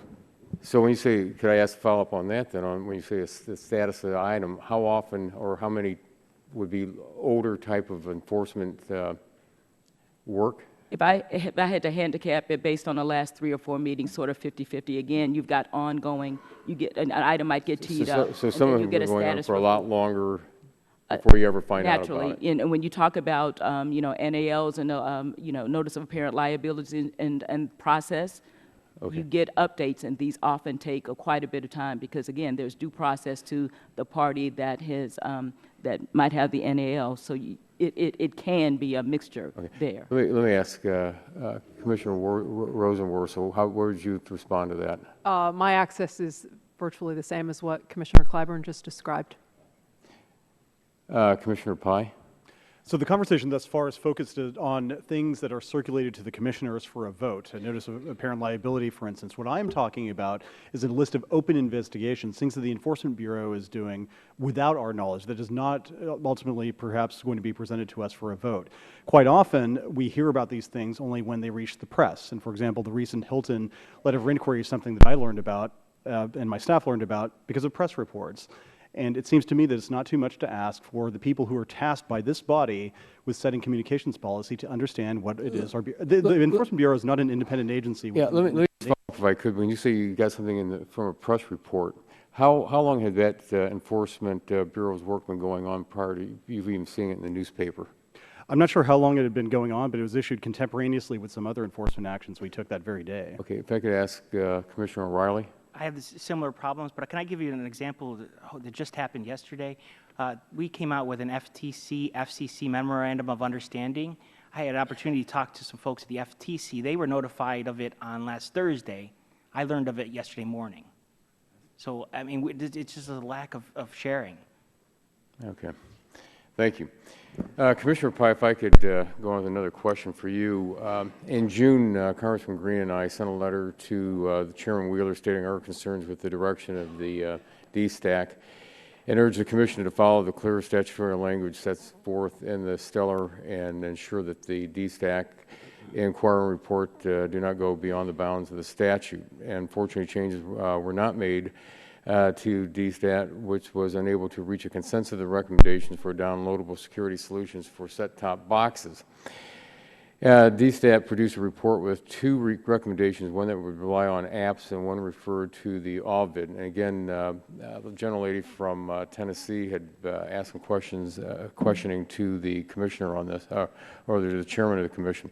If I could ask you, Commissioner Pai, on the app, if apps are already prevalent in the market and used on smartphones, smart TVs, and Apple TVs, et cetera, why isn't the FCC keeping focus on consumer demands and preferences rather than looking backward to the all-vid approach? Also, are you concerned that such a strict technological mandate, which would take years to develop, would be obsolete by the time it's even implemented? Thank you for the question, Congressman, and I understand that's a widespread concern. I think that here regulatory humility is called for, not just because it's imperative that the FCC hew strictly to the mandate that was set forth in the law, but also because, as you pointed out, and have pointed out various times before, this marketplace is changing rapidly, and so any FCC intervention could have unintended consequences. So therefore, I don't think it's appropriate for us to issue technological mandates or otherwise adopt proposals that could frustrate innovation, that could allow for the theft of content, that could otherwise stand in the way of consumer benefits. Well, thank you. My time's expired. Mr. Chairman, if I could ask unanimous consent to enter the letter from Congressman Green and myself on June 18th into the record. Without objection. I appreciate that. We'll now go to Mr. Loebsack, Iowa. Thank you, Mr. Chair. Thanks for having this hearing. It's good that all 5 of you are here today. I really appreciate your presence and responding to questions. Before I ask my question about USF, which I ask almost every time we have some of you here at least, I do want to mention again I think that Mr. Barton raised a very serious issue here. You know, what not necessarily what we can do with the internet and restricting it, whatever the case may be, but I think bigger questions beyond that even. And Chairman Wheeler, I was very happy to hear you, or not happy, but I appreciate the fact that you had some information on fiber cuts. You know, when I was on the Armed Services Committee for 8 years before I got on this committee, traveled overseas to zones of conflict often. I guess it heightens my concern, obviously, about what happened in Paris. We all are concerned about that. But then we bring it home here to our infrastructure in the United States. And the internet, fiber, all of this is part of our infrastructure. It's absolutely essential that we know where all of this is so that we can protect it. And so we can make sure that we can prevent an attack on that part of our infrastructure. I think it's really critical. So thank you for addressing that. And I'm sure we're going to go forward with this in cooperation with you folks to make sure that we can prevent those kinds of attacks from happening on that very important part of our infrastructure. I do want to ask about universal service.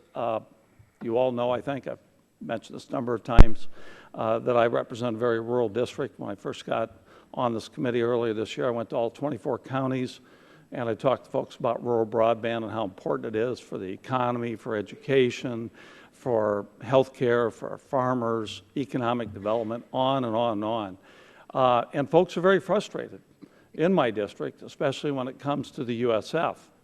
And so I kind of want to know what the status is, if we can have a status update for fixing the standalone broadband problem that ties the Universal Service Fund to voice service, denies support for broadband-only service in areas served by smaller rural carriers. We've got bipartisan support to do something about the USF and to reform it so that we really can bring that service to folks in these rural areas. It's bipartisan. And so I'd like to get a little update, if I could, from you, Chairman Wheeler, about where we are in that. And I promised folks last week when I was talking to them that I would ask you directly about that. Thank you, Congressman.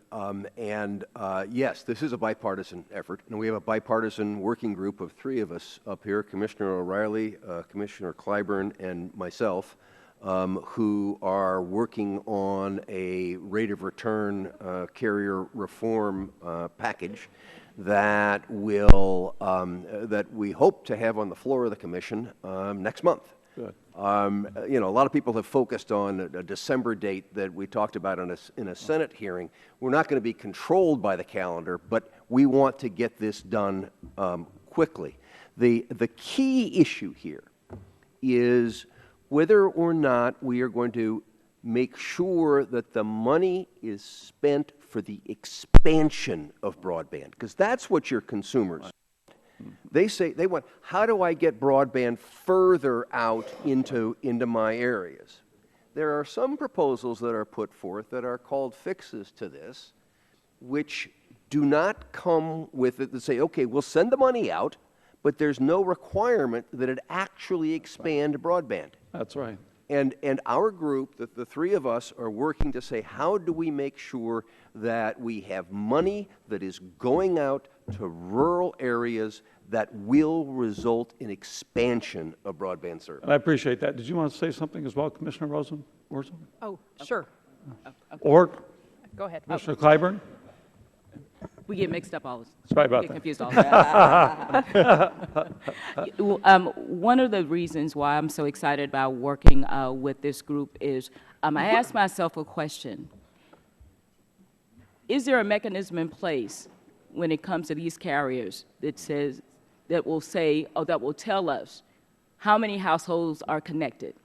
And when I could not answer that question, I said, we've got to do something beyond modernizing this program. We need a way to track to make sure that we're on target, to make sure that the monies are going to close the digital, close the broadband gap. Right. And so this is why it is so important for us to make sure that each dollar we spent is to enable broadband deployment. And I am proud to work with these men to see that that happens. Thanks to all of you. I really appreciate it. I'm near the end of my time. I do want to submit, however, a question for the record on video relay service, if I may, Mr. Chair. I'd like to be able to submit that question as well. Thank you so much. I yield back.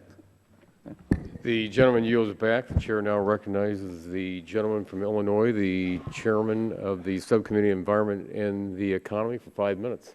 Thank you, Mr. Chairman. Hey, Lobsec, how many counties? How many counties? Piker. I have 33, so.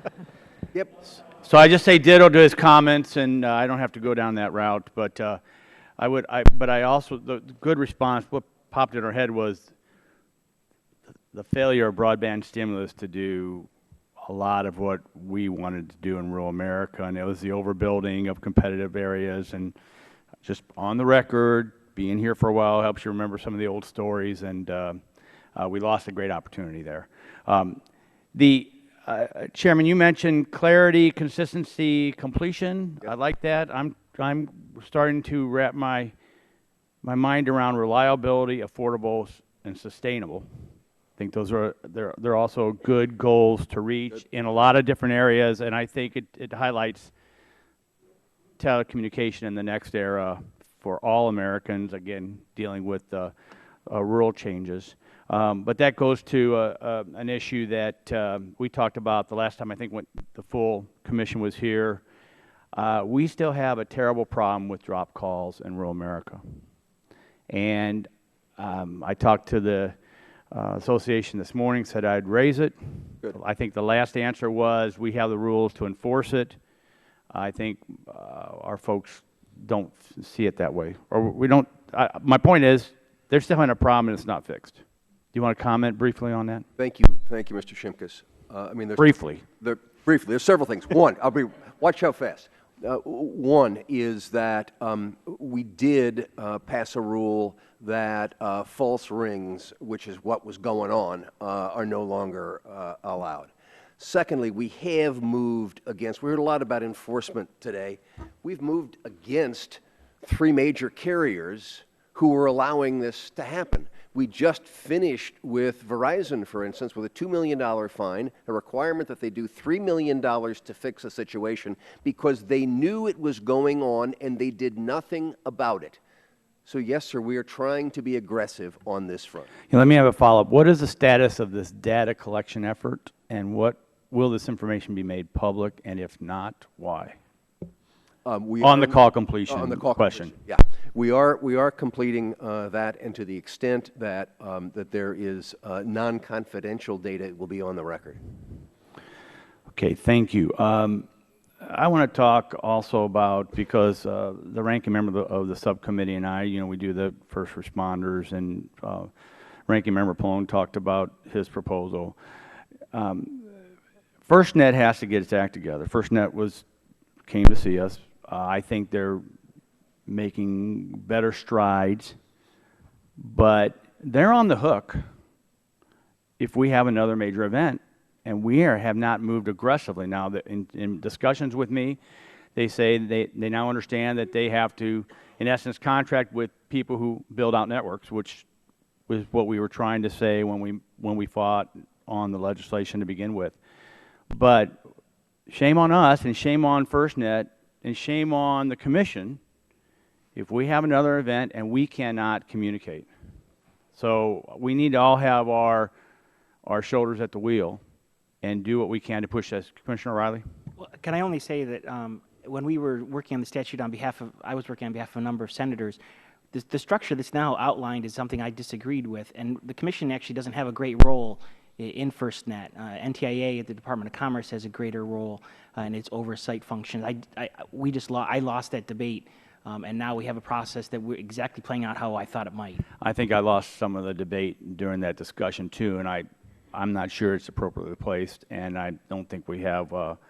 I am just concerned. I'm glad they came to visit me, but I don't think the public's not going to say, "Oh, it's NTIA," right? True. They're not going to say FCC. They're going to say members of Congress and the executive branch. No, I tried to provide authority to the FCC through that process. I lost that discussion. So if Congress wishes to give us more authority, we'd be happy to have more involvement. Thank you. And let me just continue with you. That memo you received, you got it yesterday? Yes, sir. You said the FTC had it Thursday? Yes, sir. Commissioner Pai, when did you get that memo? I saw it on the website yesterday. Commissioner Rosenworthel? Yesterday. Commissioner Clyburn? The same. Chairman Wheeler, you want to respond? I've been working on it for 18 months. The reality here is that it was signed yesterday, it became effective yesterday, and that. But you understand the problem. And the that FTC has this is illustrative of this this debate about communicating, and I know we've got 3-2, and I know Democrats have the majority, but I would hope the commissioners are kind of one big happy family and work together to move telecommunications processes, just like we do on this committee, right? So I think it's just a little. Thank you, Brother Shimkus. Illustrative, and we should have. Everybody should have the information when everyone has the information, and I yield back. The gentleman's time has expired and yields back. The chair now recognizes the gentlelady from California for 5 minutes. Thank you, Mr. Chairman. Chairman Wheeler, Congress tasked the FCC with balancing many priorities in the incentive auction, including protecting access to local broadcasting. Now, during the last few weeks, I had the chance to meet with many of our Sacramento broadcasters. They work hard to keep my constituents informed. My local broadcasters have also told me that they are invested in the success of the incentive auction. I believe the incentive auction can clear the beachfront spectrum to fuel our wireless economy, while making sure Sacramentans and consumers across the nation still get the local news and information that they need. My local broadcasters also brought up the concern that they could be at risk of losing their license after the auction if they aren't able to transition to a new channel assignment within 39 months. I know how critical it is to get the spectrum into the market, but we need to make sure that this transition doesn't leave TV viewers in the dark. Chairman Wheeler, my question is, how can the FCC, number one, make sure broadcasters successfully make this transition after the auction? And two, what is the FCC's plan if broadcasters can't meet the FCC's deadline? Thank you very much, Ms. Matsui. I totally agree on the importance of local community broadcasting and why it has to remain after the auction. Here's how it works. We had 36 months that the statute said is before you have to move off after getting money. Then we put 3 months in for construction permits, which is how you got to 39 months. Now, the interesting thing is that the National Association of Broadcasters, in our proceedings, said, oh, we only need 30 months. But be that as it may, what we would do in this kind of a situation that you outlined is to have an extension. I mean, there's a 6-month extension at least that you can get on this that we will be able to work through. And you know, I don't think that this is not a drop off the edge of the table situation for anybody. As we see that things are approaching the edge of the table, there are solutions that can be taken. But at the same point in time, those who are bidding on spectrum need to know that there's some certainty that they're going to get it, or else it doesn't have any value to them.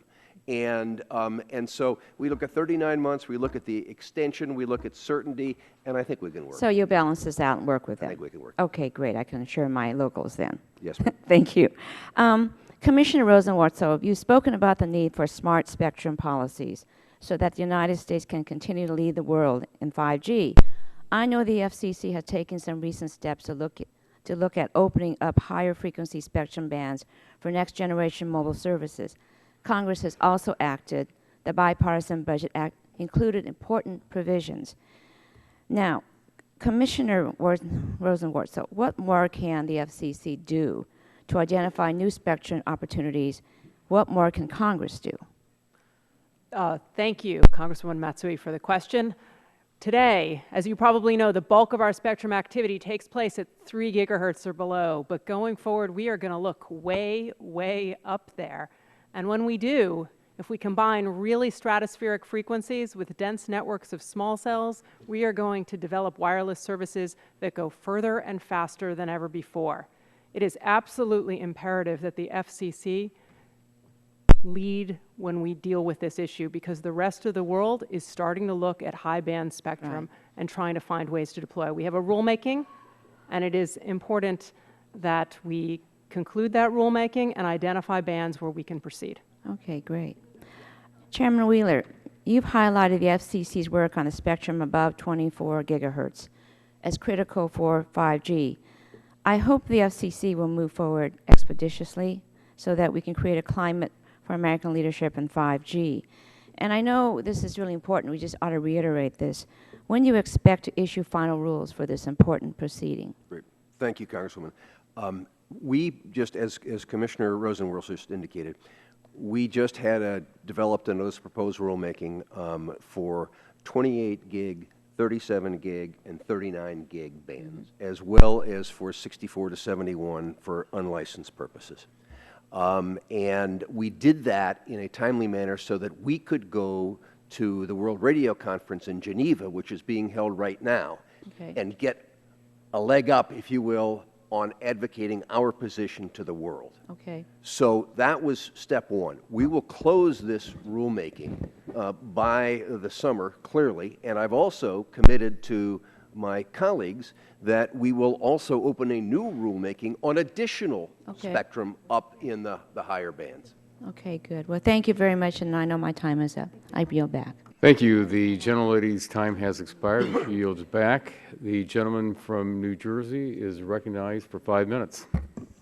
Thank you, Mr. Chairman. Good morning to the panel. Good morning. Commissioner O'Reilly, I believe there is a good deal of room for criticism of the net neutrality order. And I ask you what message you believe this sends internationally when our government asserts such authority over the Internet. Are you at all concerned that other nations, including some repressive regimes, could get the wrong idea about America's commitment to free speech and free expression online? Yes, sir. Thank you for the question.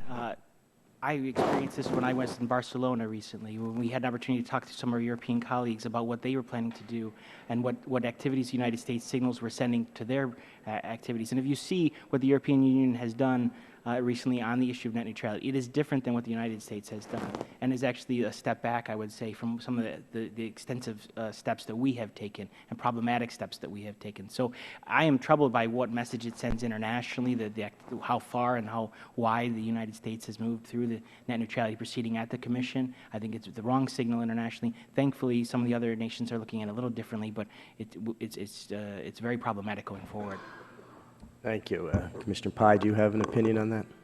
I would agree with what my colleague said, and I also have had the opportunity to speak with counterparts from South Asia to South America who have expressed amazement that having built the internet economy that's the envy of the world, the U.S. would put that at risk with a regulatory scheme that creates more uncertainty and impedes future broadband deployment. Thank you. Chairman Wheeler, you stated your intent to commence a rulemaking to promulgate rules, quote, to clarify the FCC's expanded privacy authority under the new Internet rules, and that you would hope that this would be forthcoming this fall. Could you please update us on that, given the time frame? We've missed fall, Mr. Lance. Congress misses deadlines all the time, so and it's I think because of the significance of the issue. You know, we have long had responsibility for privacy issues, and how that maps over into the IP world is something that I hope we'll be able to begin to surface some proposals early next year. Thank you. Other members, Commissioner Pai. Two aspects of that. First, the agency's decision divested the Federal Trade Commission of jurisdiction, and they are the agency with longstanding expertise as well as statutory authority over this area. In the meantime, unless and until the FCC or the five of us promulgate rules, the binding guidance upon the agency was put out in an Enforcement Bureau advisory on May 20th of last year, and this is the core rule now that the private sector has to adhere to. The Enforcement Bureau intends that broadband providers should employ effective privacy protections in line with their privacy policies and core tenets of basic privacy protections. I have no idea what this means. Neither does the private sector, and the entire industry is at the mercy, from edge providers to ISPs, as to how the agency is going to proceed in this new brave new world. Yes, I tend to agree with that. Would other members of the Commission like to comment? Commissioner Rosenworcel. Sure. Privacy is a cherished principle, and it's also a complicated one in the digital age. So going forward, we are going to have to provide more clarity. I respect as the chairman wants to have a rulemaking on that, and I acknowledge, as Commissioner Pai said, that our existing guidance is insufficient to date. Thank you. Commissioner Clyburn. One of the things that is uplifting and great about this is we have complementary jurisdiction with the FTC, and we work collaboratively. We meet on a monthly basis to make sure that consumers are protected. So our job, our collaborative combined role, is to ensure that there are no holes when it comes to protecting consumers. And so we will work, and we will get more clarity when something is before us. But in terms of the jurisdiction under Section 222, our role as provided by you is clear when it comes to privacy. Commissioner O'Reilly. I've spent a great deal of time on the issue of privacy. I got to say, I find that the Commission's understanding of the issue is lacking and its expertise is low. The FTC spent over the last 2 decades becoming an expert in this space and in providing guidance and providing the structure, and we're going to waltz in there and provide quite a bit of damage, I think, going forward, notwithstanding the fact that it's a very important issue. Thank you. I think we'll continue to monitor this, and I thank you for your testimony. Thank you, Mr. Chairman. Thank you. The gentleman's time has expired and yields it back. The chair now recognizes the gentleman from California for 5 minutes. I thank the chairman, and I thank the commissioners for giving us your wish list this morning. I think it was an interesting list. Mr. Chairman, would you update us a little bit on the Commission's efforts to address cybersecurity, specifically coordination with some of the other federal agencies? Yes, sir. As a matter of fact, next week I'm meeting with a coordinating group of the heads of all of the independent agencies of the government, Nuclear Regulatory Commission, FTC, FERC, the whole group, where we are coordinating our policies. And the approach that we have taken is, at the FCC is one of the models that is being talked about across all agencies, which is how do you work with a multi-stakeholder group inside your industry to come up with processes that are both self-reviewing and self-enforcing with the involvement of the agency. And how do we do that across the board? You know, the financial industry has been very successful in doing that. We are successfully now underway on that, and we will be continuing to work with other agencies. Are you a lead agency in regard to this issue? I would hope so, sir.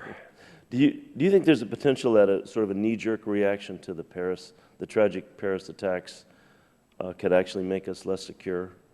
Specifically, I'm not sure what you mean by a knee-jerk reaction. Well, I mean some policies that are designed to sound tough but actually cause problems, more problems than they were intended, specifically with cyber and maybe backdoor policies.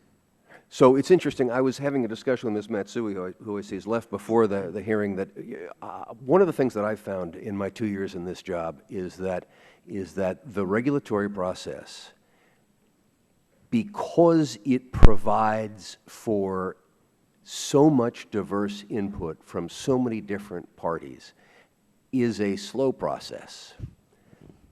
But, and so I think that tends to mitigate the kind of knee-jerk you're talking about, and the fact that there wouldn't be lots of opinions heard, I think, is not a reality that exists as the Administrative Procedure Act set out our procedures. Thank you. Commissioner Clyburn, you mentioned the mobility fund hasn't really been implemented yet. Do you see a path forward to that? Yes, I do. I've been working with the Wireless Bureau, and they assured me that we have a pathway to completion. You and I have both experienced traveling down roads, traveling down state highways, where we look at our phones, absolutely no bars, absolutely no coverage. At night, alone, is not the most comfortable feeling.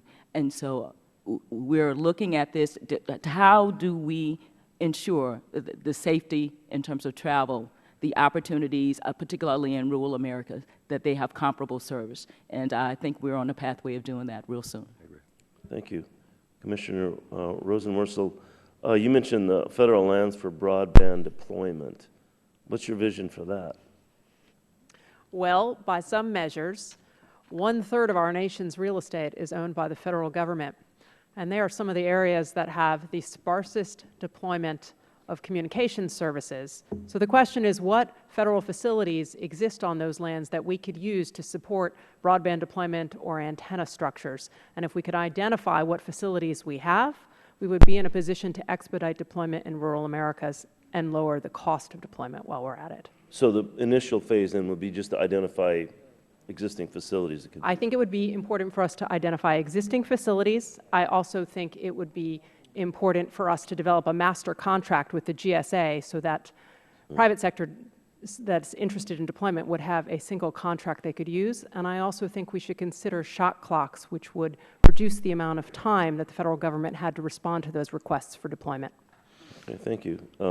Commissioner O'Reilly, you mentioned that federal government users' fees are needed. Would you expand on that a little bit? So it's a suggestion. I said my colleague and I have had a good, healthy discussion over the years regarding in terms of incentives that may provide. I also think you need to provide a mechanism to force federal users to relinquish spectrum. And I think that one way to do that is impose a spectrum fee. So we put the opportunity cost to the spectrum for the federal government users on an annual basis, and therefore they have an incentive to decrease how much they use. Thank you. I was certainly interested in the comment on high-frequency spectrum, but we'll have to put that one off. Thank you, Mr. Chairman. I yield back. Thank you very much. The gentleman's time has expired and yields back. The chair now recognizes for 5 minutes the gentleman from Texas. I thank the chair and welcome to our friends from the FCC. I'm going to talk about privacy in the Enforcement Bureau this afternoon. I want to ask about what I call a what the heck moment I had back home. About 2 weeks ago, Chairman Wheeler, you were on the Charlie Rose show, and you shared that in the next several months, the FCC would address privacy of the networks. You stated in this, quote, "We need a voice in the collection of information about us," end quote. Those 10 words set off an onslaught of what the heck questions from back home. So, Commissioner O'Reilly, I may be mistaken here, but doesn't the FTC have jurisdiction over the privacy of the networks, not the FCC? Are you concerned about the takeover, mission creep of the FCC get involved in the FTC's business? So as a result of our net neutrality decision, we now have an issue regarding the privacy of networks, broadband networks, and the treatment of them under, as my colleagues highlighted, Section 222.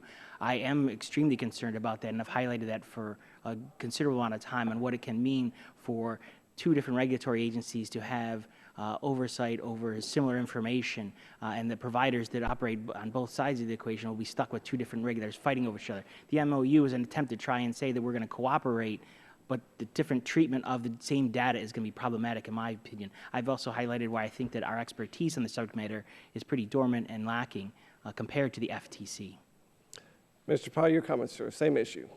I would agree with Commissioner O'Reilly on that, and I think it's also critical to remember that our authority as granted by Congress is extremely limited.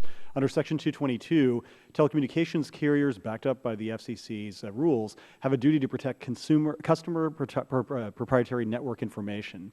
That's a very narrow category of information, such things as your telephone number or what service you subscribe to. It's not the vast array of information that people think about when they think about privacy. And so I worry, as well as Commissioner O'Reilly has suggested, that the agency's newfound zeal to enforce these privacy mandates may bleed over to edge providers. If you like something on Facebook, is that sort of a consumer piece of information that consumers would expect to be private? It may well be, in which case the FCC would have the incentive and ability to get into that space. I share those concerns. Any comments, gentlemen, about this MOU that came out yesterday between the FTC and the FCC? Any comments about that? I agree with what Commissioner O'Reilly has said, both in terms of process, the fact that all of us found out about it yesterday, and in terms of substance, that the MOU wouldn't have been necessary if we'd each stayed within our lanes, let the FTC handle what it's statutorily empowered to do, and if we focused on building out broadband to a lot of these areas as opposed to regulating the networks heavily, this entire MOU would have been obviated. Can I highlight, there's one sentence, or well, at least one clause in here that it just highlights the exact problem I've indicated. It goes through the different things. It says the FCC's authority, including FCC authority over activities engaged in by common carriers and by non-common carriers for and in connection with common carrier services. That scope of that is extremely broad. By non-common carriers for and in connection with common carrier service. We don't know where that, there's no limiting principle on that concept. Again, it's very problematic. What the heck? And then about the Enforcement Bureau, the rise of the Enforcement Bureau. The current head was quoted last April in the National Journal as saying this: "Generally speaking, I found that most companies want to do the right thing. And when it's clear that something is impermissible, they generally don't do it." End quote. He said, when it's clear, they generally don't do it. But then he said, I'm almost working always in a gray area. Clear, to me, means black and white. Gray is gray, nebulous. That gray area has earned him the title from National Journal of the FCC's $365 million man. Back home again, people say, what the heck? So my question for you, Mr. Riley, Mr. Pius, how does fines totaling $365 million help consumers promote innovation and investment? And how come they should have a role instead of Congress? That's a good question, Congressman. I suppose those companies should be grateful to the extent that the agency was generous. In the Yortail case, for example, it said that the FCC had the authority to fine those companies $9 billion, but out of the goodness of its heart, it was only going to fine them $5 million. But I think in a lot of cases, it's simply a number drawn out of thin air. And, in this regard, I tend to be old-fashioned. I think before you enforce a rule, you have to have a rule. If you're going to pick a number, it should have some grounding in objective fact and precedent. That's just not the way the enforcement operation works anymore. Mr. Riley, your comments, sir? Can I compliment on top of that? There's, and I highlighted this in my testimony. If you see some of the citations that we issued against First National Bank and Lyft, we didn't provide them any kind of notice that they were even coming. They didn't even know what was happening. And, so the idea that you referenced where they're working with the carriers and trying to make sure that they do the right thing, these weren't carriers. These are non-carriers, had no idea what was coming their way, and there was no communication from the Commission. So I agree with my colleagues' just points. These numbers are picked out of the air. We're not going to see $365 million. It's great for press release, but it's not going to actually develop. And that's very frightening to the market. One final question. You guys we got a little time here. Sorry, Commissioner Wheeler, but I have one last question. Y'all are in charge of the Bureau, the Enforcement Bureau. Let's play like your grade school teachers. You give them grades. What grade do you give them? A through F? A. Mr. Wheeler, A. Ms. Clyburn? A. Ms. Rosenwald? A. Mr. Pye? Not passing. Mr. O'Reilly? It's a fine individual, but a D minus. D minus. Thank you, Mitch. I yield Can I back. say that we worked with the Attorney General of Texas on that $353 million settlement. It was billions of dollars that were crammed onto the bills of millions of subscribers across the country. And of that $353 million, some went back to the state of Texas, as the AG insisted, and to other states. But $267 million went back into the pockets of consumers who had been bilked because they were charged for things they did not buy. That is rational enforcement.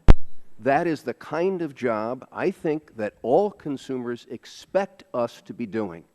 Millions of people, billions of dollars, done in conjunction with all 50 state AGs. I hear you, the gentleman felt coerced. He felt you has could go to his expired. head, agree to this settlement, pay this money right now. Yes. Again, we don't have that. You guys should not have that weapon. You should be working with our governors, our attorney generals, the stakeholders. Thank you. Gentleman's time has expired and yields back. The chair now recognizes the gentlelady from Colorado for 5 minutes. Thank you, Mr. Chairman. Well, Chairman Wheeler, I wanted to ask you, with respect to these recent enforcement efforts on the recent ones, what's your view of the FCC's authority vis-a-vis your ability to take these efforts? So I think we have, thank you, I think we have the responsibility and the authority as granted in the Act. And the interesting thing, what we're hearing here is, so we have had 19 notices of apparent liability this year. The average annual notice of apparent liabilities by the last Republican administration at the FCC was an average of 215 a year. Thank you. Now, yesterday, the FTC and the FCC announced a memorandum of understanding for continued cooperation on consumer protection, and this MOU mentions that the agencies are going to engage in joint enforcement actions. So are there some specific areas where you think that consumer protection is particularly at risk and where this cooperation is going to be especially beneficial? Thank you. The other thing that's key to know about that MOU is that it replaced a previous MOU. This is not some unique relationship. Right. Didn't just come and up so with it what we've yesterday. always tried to do is to say, okay, what are the lanes and where do we cooperate? Because our authorities abut with each other. And I think we have an excellent working relationship with the FTC, and we were able to codify it in this MOU. And are there some specific areas in which you think you can cooperate that'll be beneficial? So, for instance, on the issue of the cramming that was discussed a moment ago, the $353 million fine, we worked with the FTC on that. It is clear that the FTC has authority over the non-common carrier activities I only have of 5 common minutes. carriers. Are there other areas That's, that the you FTC think? has authority over the Cramming? non-common And are there carrier other activities. areas you're going to Yes, focus on? Yes. What are they? So, for instance, they have authority over non-common carrier activities of common carriers. Okay. Now, there's 14 months left in the Obama administration, and there, obviously the Commission has a lot of pending actions and rules. I'm wondering, one thing I think the Commission should focus on completing is the work, is any further actions on the Satellite TV Extension Localism Act reauthorization that this subcommittee authored last Congress. In that act, Congress directed the Commission to prepare a report on downloadable security capabilities for pay TV content. Now, what I understand is that a technical advisory group has completed its report, and some stakeholders are seeking a rulemaking that would require changes to the set-top boxes used in cable, IPTV, and satellite TV providers. This is something Mr. Doyle was talking about a little bit.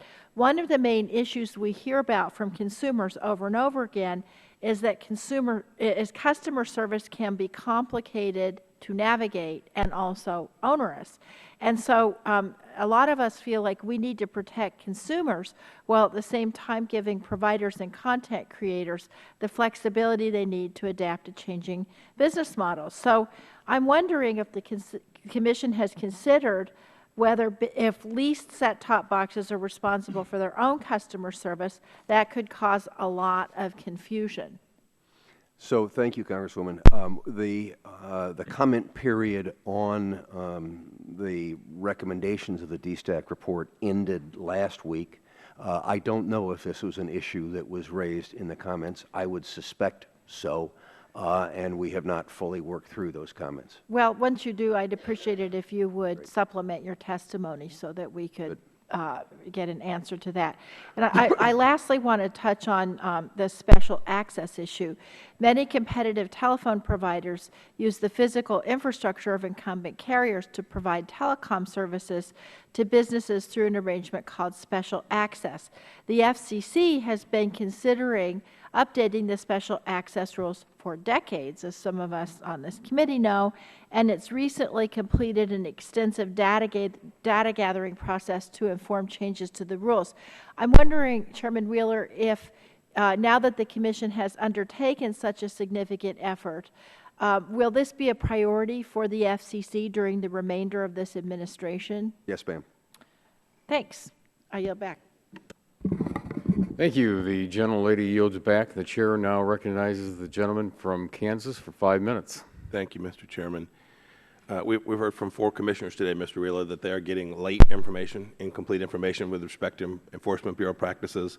Your explanation implied somehow that they were untrustworthy or incapable of handling this sensitive information. I think that's counterfactual. I think they all 4 are capable people that are highly capable of handling that information, and I also think it's inconsistent with how this commission ought to operate. And so I would certainly urge you to change that practice, and I'm going to urge this committee to do all that we can to make sure I that would you do. I would hope that I was not giving an impression that they are untrustworthy. As Commissioner Clyburn said, they're briefed every 2 weeks by the Enforcement Bureau. It was, thank you, I don't have much time. It was certainly the implication that I heard from you. Perhaps I got it wrong. I want to talk about competition in the cybersecurity world. I spent a fair amount of time on this in my role in the Intelligence Committee and here on this subcommittee. Not too long ago, you were talking about network providers, Mr. Whelan. You talked about a common set of standards for cybersecurity. Yes, my judgment is that would make it easier for hackers and those who, if you had a common set of standards, it's easier to attack. These businesses, these network providers are in the business of providing secure, reliable connectivity. Why do you think that's how they operate their business, how they make money?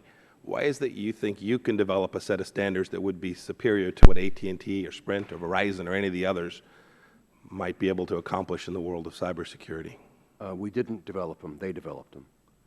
What we did was provide a coordinating body. This was a multi-stakeholder process where everybody sat down and put together the best heads and said, what are the kind of processes that we all need to make sure that we have in place, and how do we monitor those processes so that we know that are they being done, A, and B, as you just suggested, the hackers are always working ways around, and how do we keep up with that? Right. It makes no sense to me for a common set of standards to be a regulatory tool that the FCC issues. It just makes it simple. We have not issued them, sir. It is not a regulatory tool. Great. I'm glad that you have now committed to not doing that today. No, I appreciate that. what I committed to, we have a process that was developed in conjunction with, it is not developed as a rule, okay? It is flexible. It is designed to be flexible. Great. For the very reasons you're talking about. I'm thrilled. You talk about competition all the time. The IP transition is supposed to make sure that we have the most updated technology.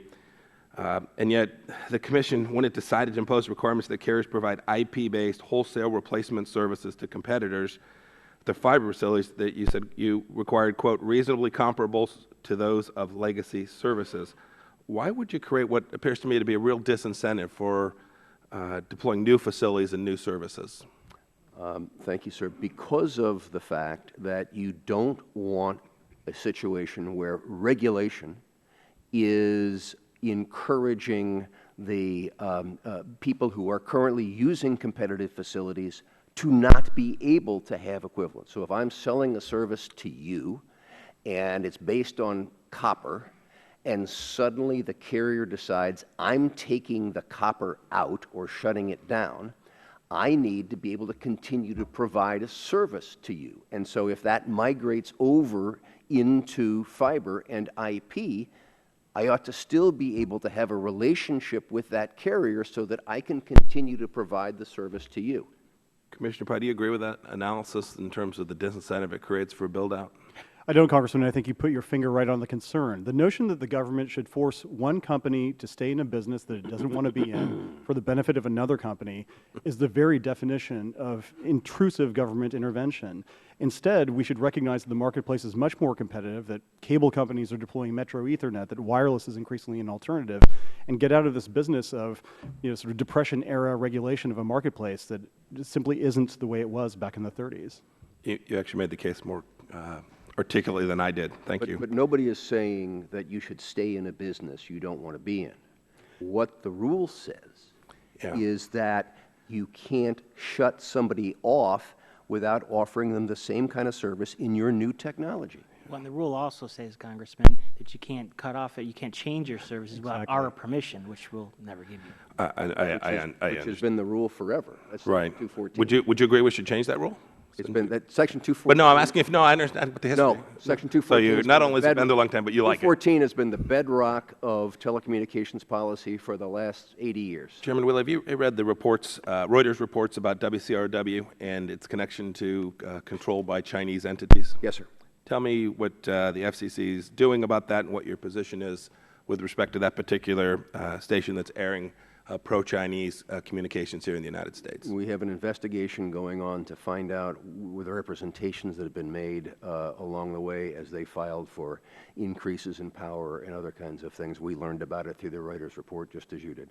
Great. And so I assume because there's an investigation going on, there's nothing more you'll share with me this morning. Is that correct? Thank you, sir. Great. Thank you. I yield back the balance of my time. The gentleman yields back, and the chair now recognizes the gentleman from Kentucky for 5 minutes. Thank you very much, Mr. Chairman. Thanks to all the commissioners for their testimony and appearance. A couple years ago, I was in a middle school in my district, which is Louisville, Kentucky, and it's a school that is not atypical in an urban setting. 95% of the kids run free and reduced lunch.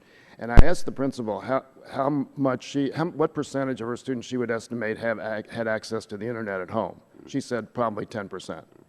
And that breaks your heart because those kids are lost, particularly if they're already in middle school. So what we've been trying to do in Louisville is expanded broadband is great. Wireless technology is great. But there are families who can't afford $10 a month, for whom broadband means nothing because they don't have a computer, whose only access might be through the phone, and so forth. So we've been trying to do a local initiative to try and just create in some neighborhoods public Wi-Fi. It's free Wi-Fi, so kids would at least be able to have, whether they have a tablet or a phone. And AT&T and others have been very helpful in trying to accomplish that. So I just throw that out as I know some of you are sensitive to this, but as you consider expanded access, that is a critical consideration. Secondly, earlier this year, I introduced our Keep Our Campaigns Honest Act, which would require the FCC to use its existing authority to require disclosure of those who are funding campaign spots. We just concluded a campaign in Kentucky in which the vast majority of all the ads run for both gubernatorial candidates were run by outside groups. Nobody knows who they were. Nobody still knows who they were. I would say that my constituents' reaction was that if there were a lot of styrofoam bricks available, they would have bought as many as they could have afforded. The outrage was palpable. So once again, I would request that the Commission consider that. We're going into an election that's already a campaign that's already started with anonymous ads, and this is something that I think is a high priority for Americans and certainly for, I think, the benefit of democracy, that people know who they're being influenced by. I know Chairman Walden has a problem with the Koch Act, as we call it, because he says it would require too many donors to be listed, but I think the Commission could do something, say anybody who can fund in more than 25% of the ad. So at most you'd have four people identified in the ad. But again, I think this is critical, and I would urge you to proceed on that. And finally, a question that I have to ask because the person I live with would not welcome me back unless I did. And I'm new to this subcommittee and relatively new to the committee, so I may have missed something. But where does the implementation of the rule on a requirement on volume of ads in television shows stand? Because anecdotally, it seems that it has not been implemented very extensively. I throw it open to anybody, Chairman. So first of all, I understand the reporting to a higher authority challenge that you face. Yes. You know, the interesting thing that's going on, I can't answer specifically, and I will get something for the record for you. But the interesting thing that we are now seeing is that there is actually a decrease in the number of ads in most of the major networks right now as they're feeling the pressure from online competition and people not wanting to sit through ads. And that's the marketplace operating, and that's an encouraging thing. I'm not sure what an agency's role should be in saying there should be this many ads. I'm just talking. I'm sorry. I'm not talking about the frequency, the number of ads. I'm talking about the sound volume. The sound. Oh, the sound volume. Commissioner Clyburn is just passing me notes. Thank you. Would you yield just for I'm 2 sorry. seconds? Sure, I It's yield. going to be on my tombstone. It's the only thing that people in the country know me for. But thanks for asking about it. And We I get actually have reports. noticed that there are some commercials which actually where the volume drops, and I don't know whether that's intentional, somebody trying to get people to pay more attention or not, but I'm just curious as to where the enforcement mechanism is or whether it's being enforced. I'd be happy to get back to you on that. Thank you very much, Mr. Chairman. I yield back. Thank you. The gentleman yields back the remainder of his time, and the chair now recognizes the gentleman from southeastern Ohio for 5 minutes. Thank you, Mr. Chairman, and thank our panel members for being with us today. Chairman Wheeler, as you know, we had concerns about your proposal to relocate the 200 servers from your headquarters to West Virginia. We sent you letters to that effect. Those concerns were not with the purpose of the move, but the disruption that it would cause to operations and the risk of data loss. We've had a number of open inquiries and investigations on the FCC, and we're still waiting on some of those documents to be produced. So, according to the materials that you provided in response to our letters, you were permitted, at your request, to reprogram $8.5 million for this effort. How much did the move actually cost? Did it cost $8.5 million? I don't know that off the top of my head. You don't know the answer for that. So you don't know whether it was more, I less? can get you the. I don't. Can you get me that, please? Do you have a plan for where you plan to move? If it didn't cost the $8.5 million, do you have a plan for where you intend to put the surplus that you asked for? I don't know that it exists. Okay, so you'll get that back for the record. All right. Well, suffice it to say the move didn't go as smoothly as we were told it would. You ran into problems with cabling that were attributed to the contractor, and the move took an additional 3 days, according to senior FCC management. According to at least one press report, employees were told to stay at home when the problems were encountered, and you were unable to get all the systems back up and running in the time that you allotted. Is that true? Yes, sir. Okay. According to another report, a senior FCC manager stated, "We could have always asked for more time up front, possibly padded our schedules. Instead, we chose to be ambitious in our timelines because that's what a startup mentality culture does." So the way I read that statement is, rather than appreciate the impact of taking the agency offline on other organizations, agencies, regulated entities, and the public, a decision was made to go for the soundbite. Am I reading that wrong? Yes, sir. Okay. Well, then, didn't the FCC have the final say on the plans for the move? How did you allow this to happen? No, I think that this was a question of what is a logical way of doing it. I'm an IT guy, Chairman Wheeler, and I've been doing IT implementations for a long time, and any planning up front includes planning for things like this. I'm an IT guy. Did you guys? I agree. Did you guys have that in your consideration? Yes, sir. And we built in, and it was wrong. So okay, good. So you acknowledge that that was a failure. But I must say, I think that our staff Let me, did a fabulous let me job. move on. Hours, Let me move on, 48 hours Mr. without Chairman. sleep. Does the Things work. FCC have in place a policy on the approval and the use of social media and Web 2.0? For example, using Twitter and YouTube, such a policy would seek to insulate the FCC from cyber threats and social engineering, would it not? I'm sorry, do we have whether Do you have a employees policy can on use the Twitter? approval and the use of social media and Web 2.0, like Twitter, On YouTube? on your employees? service? Yes, we have a, You we do. have a policy. Does the FCC have general guidelines for the use of these technologies for FCC employees in their official capacities, in their responsibilities of FCC employees? I believe so, that it said use it in your official capacity. Can you say you believe so? You do or you don't? No, I believe so, and I believe that the council is to use it appropriately in your official Do these capacity. guidelines extend to the use of these technologies for FCC employees in their unofficial capacity?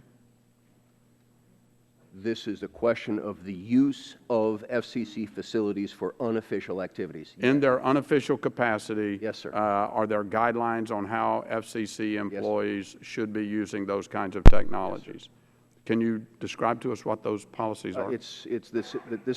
You're supposed to have, you're using this for official purposes. I believe that there have been actions taken against some employees who didn't. I believe that there have been Office of Inspector General inspections in some situations, and that people have lost their jobs. Okay. Well, let me, are you familiar with the several videos posted online memorializing the server move? Have you seen some of those sir, I haven't videos? seen those. Well, in these videos, the Commission revealed several pieces of non-public information, including the names and license plates of some FCC employees, the types of servers the FCC is using to store important and sensitive data, and many pictures of the specific setup the FCC has at its new data center. You know, Chairman Wheeler, it's a little hard for me as an IT professional to take seriously the FCC as an agency that wants to be a privacy and cybersecurity regulator when it sacrificed important cyber information employee privacy at the altar of good PR. Commission Pye, were you aware these videos were being posted? I was not, Congressman. Commissioner Clyburn, were you aware that the videos were being posted? I was not. Commissioner Rosenworcel? No. No? Commissioner O'Reilly? No, sir. Okay. I was not either, sir. You were not either. Okay. Chairman Wheeler, our colleagues on the Committee on Appropriations are currently working on final provisions to fund our government agencies. Among the issues that they are tackling as part of that process is putting into law a ban on FCC's use of its authority to regulate rates for broadband Internet access service, consistent with your consistent statements to Congress that FCC won't regulate rate regulate broadband. It's my understanding that appropriations staff asked the FCC to provide technical assistance in drafting this provision, and that the FCC refused to provide Congress with the benefit of your expertise. It is completely inappropriate for an agency of the government to refuse to engage in the provision of its expertise to the Congress. When will you remedy this situation, and can you assure that it will not happen again? Are you guys going to provide that information to the appropriations staff or not? I was unaware of that situation, Congressman. I do think that it is unnecessary to put those kind of riders on. But that's not your call. That's not your call. That's Congress's request. Are you going to provide the information? I was unaware of the situation. And are you going to provide the information? It's not hard to figure out how to draft it. Yes, sir. Okay. All right. Mr. Chairman, my time has expired. Thank you very much. The gentleman's time has expired, and the chair now recognizes the gentlelady from New York for 5 minutes. Oh, I'm sorry. I'm sorry. I didn't see Mr. Butterfield come back in. Thank you, Mr. Chairman. Recognized 5 minutes. Sorry. Thank you, Mr. Chairman.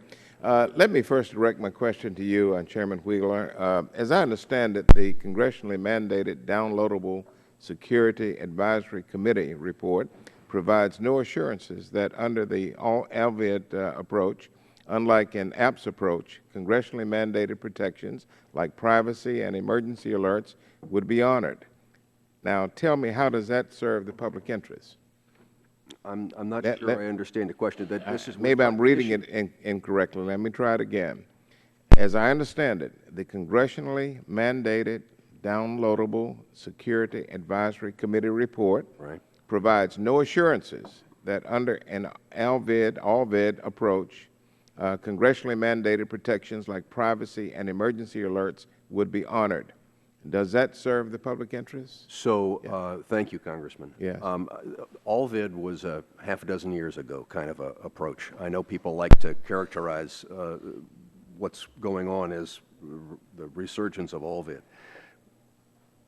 What we did was to have a report that dealt with the security issues involved in fulfilling our Section 629 responsibilities. And that the comments on that just closed last week. Okay. I'm unaware, having not been through the comments yet, we're seeing a briefing on the comments, of the kind of issues that you've been raised, having been raised in the comments, but I will certainly look for them. And if this approach does not honor licensing terms that are negotiated between programmers and MVPDs, how will that affect the diversity of programming available to consumers? So as I said to Ms. Blackburn, the copyrights, one of the reasons that you had the security discussion to begin with was the protection of copyrights so that the kind of situation that you talk about wouldn't happen. Does that also give online video distributors a competitive advantage over traditional distributors, as OBDs would not be overburdened by the rules? Does it give a competitive advantage to the traditional distributors? I think that what we want to make sure, the question is, so there is online over-the-top services coming through on the internet part of the cable that comes into your house. The question then becomes on the cable part of the cable, if you will, what is the impact of the set-top box? And the important things, I know this committee is very interested in making sure that there is no thwarting of innovation through regulation, and we share that as well. One of the questions that I hope was addressed, and I look forward to the comments, is what is the impact of the set-top box on thwarting the kind of opportunities for consumers that I think you were just talking about? All right. Let's go to Lifeline modernization. Lifeline modernization appears to be on good track, but the question still remains, how do we create a wireless broadband solution under the current rate of $9.95? So, yes, it is on track, and thanks to Commissioner Clyburn for the work that she has been doing, Commissioner Rosenworcel and her calling us out constantly on the homework gap. We are going to address those problems, and I think that if you look at the kind of capacity that can be bought at that kind of price, that what we want to do is give people the opportunity to do that and to exercise their own choices along the way as well. Can you speak to how you intend to promote competition among lifeline providers at this price? Consumers should have choices. Finally, how will the FCC ensure that voice only still remains a service offering for eligible low-income consumers? It's important. All right. The next question would take longer than 40 seconds. So I'm going to stop right there and yield back. All right. Thank you very much. The gentleman yields back the balance of his time, and the chair now recognizes the gentleman from Illinois for 5 minutes. Thank you, Mr. Chairman. Thank you all for being here today and having a good time with us. We appreciate it.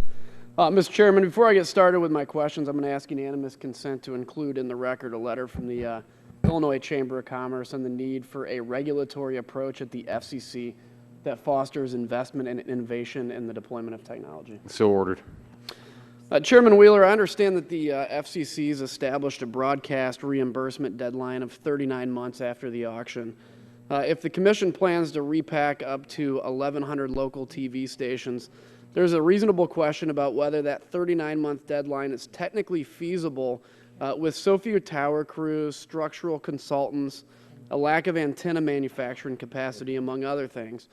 Even if we assume that all of those issues are resolved, there's still the outstanding issue of whether or not the relocation fund will be sufficient to pay for moving all of the broadcasters.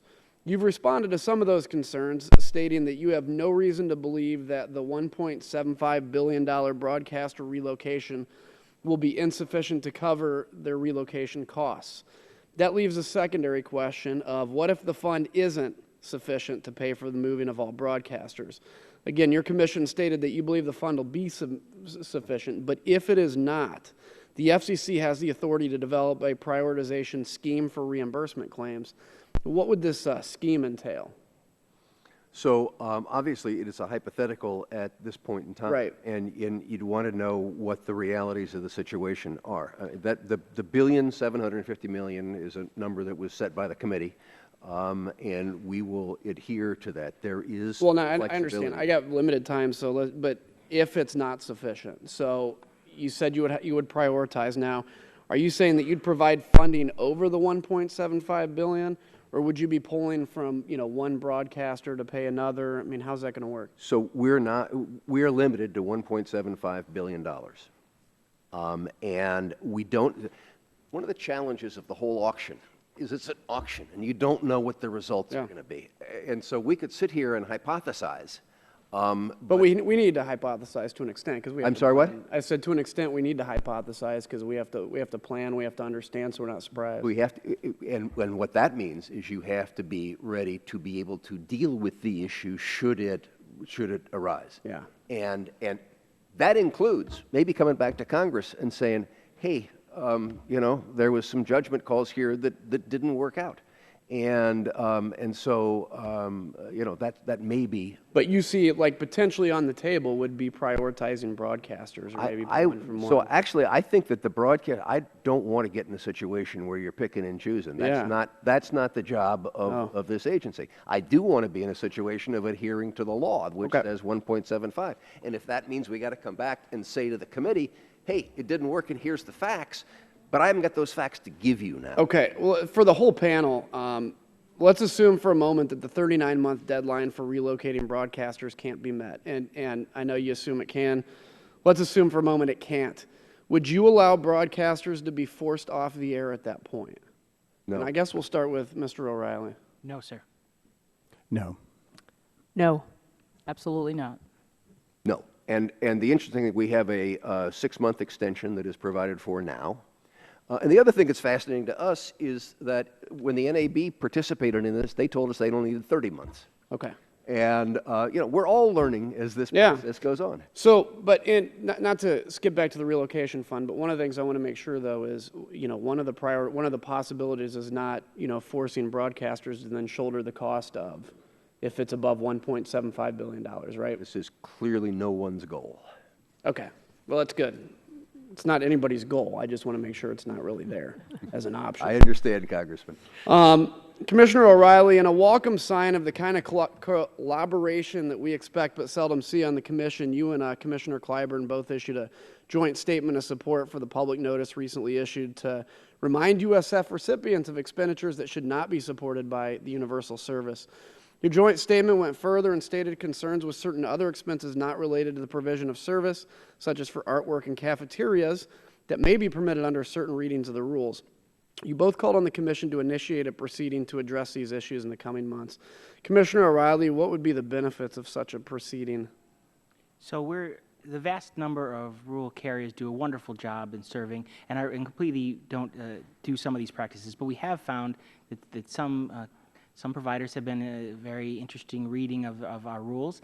We do not believe that scarce universal service funding should go to things like artwork within the building of the provider, or building a cafeteria for their employees. So we want the dollars to be spent on building out networks, and providing service to consumers. And basically everybody on the panel would agree with, I think, this? Yes. All right. Chairman, hopefully that's... Thank you very much. That's good input. I'll yield back. Gentleman times has expired, and also Chair has just heard that we might have votes around 105 to 120, so if we can keep our questions at 5 minutes, I'd appreciate it. And the gentleman from Vermont is recognized for 5 minutes. Thank you very much. Sorry for my absence. First of all, I want to thank the Commission for the tremendous work that you do.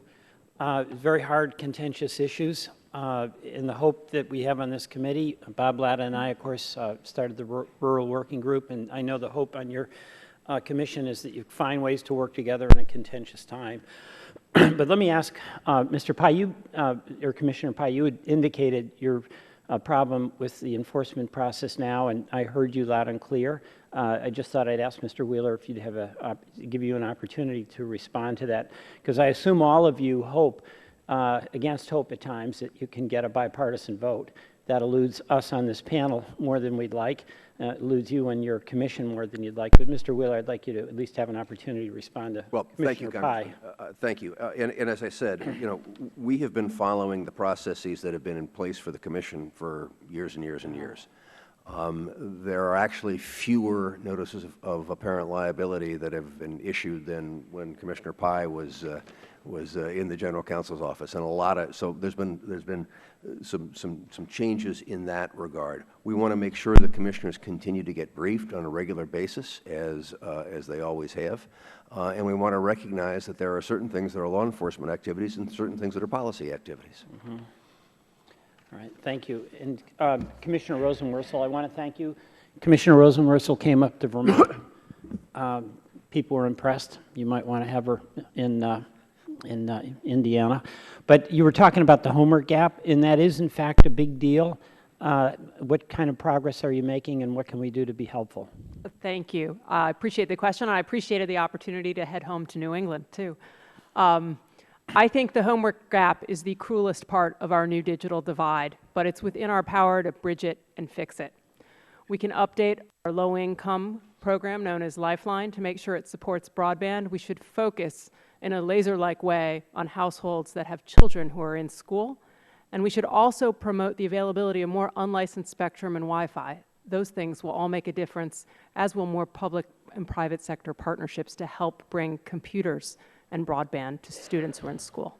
Okay, and you also spoke in the beginning about Dig One, right? That's something that Dig Once.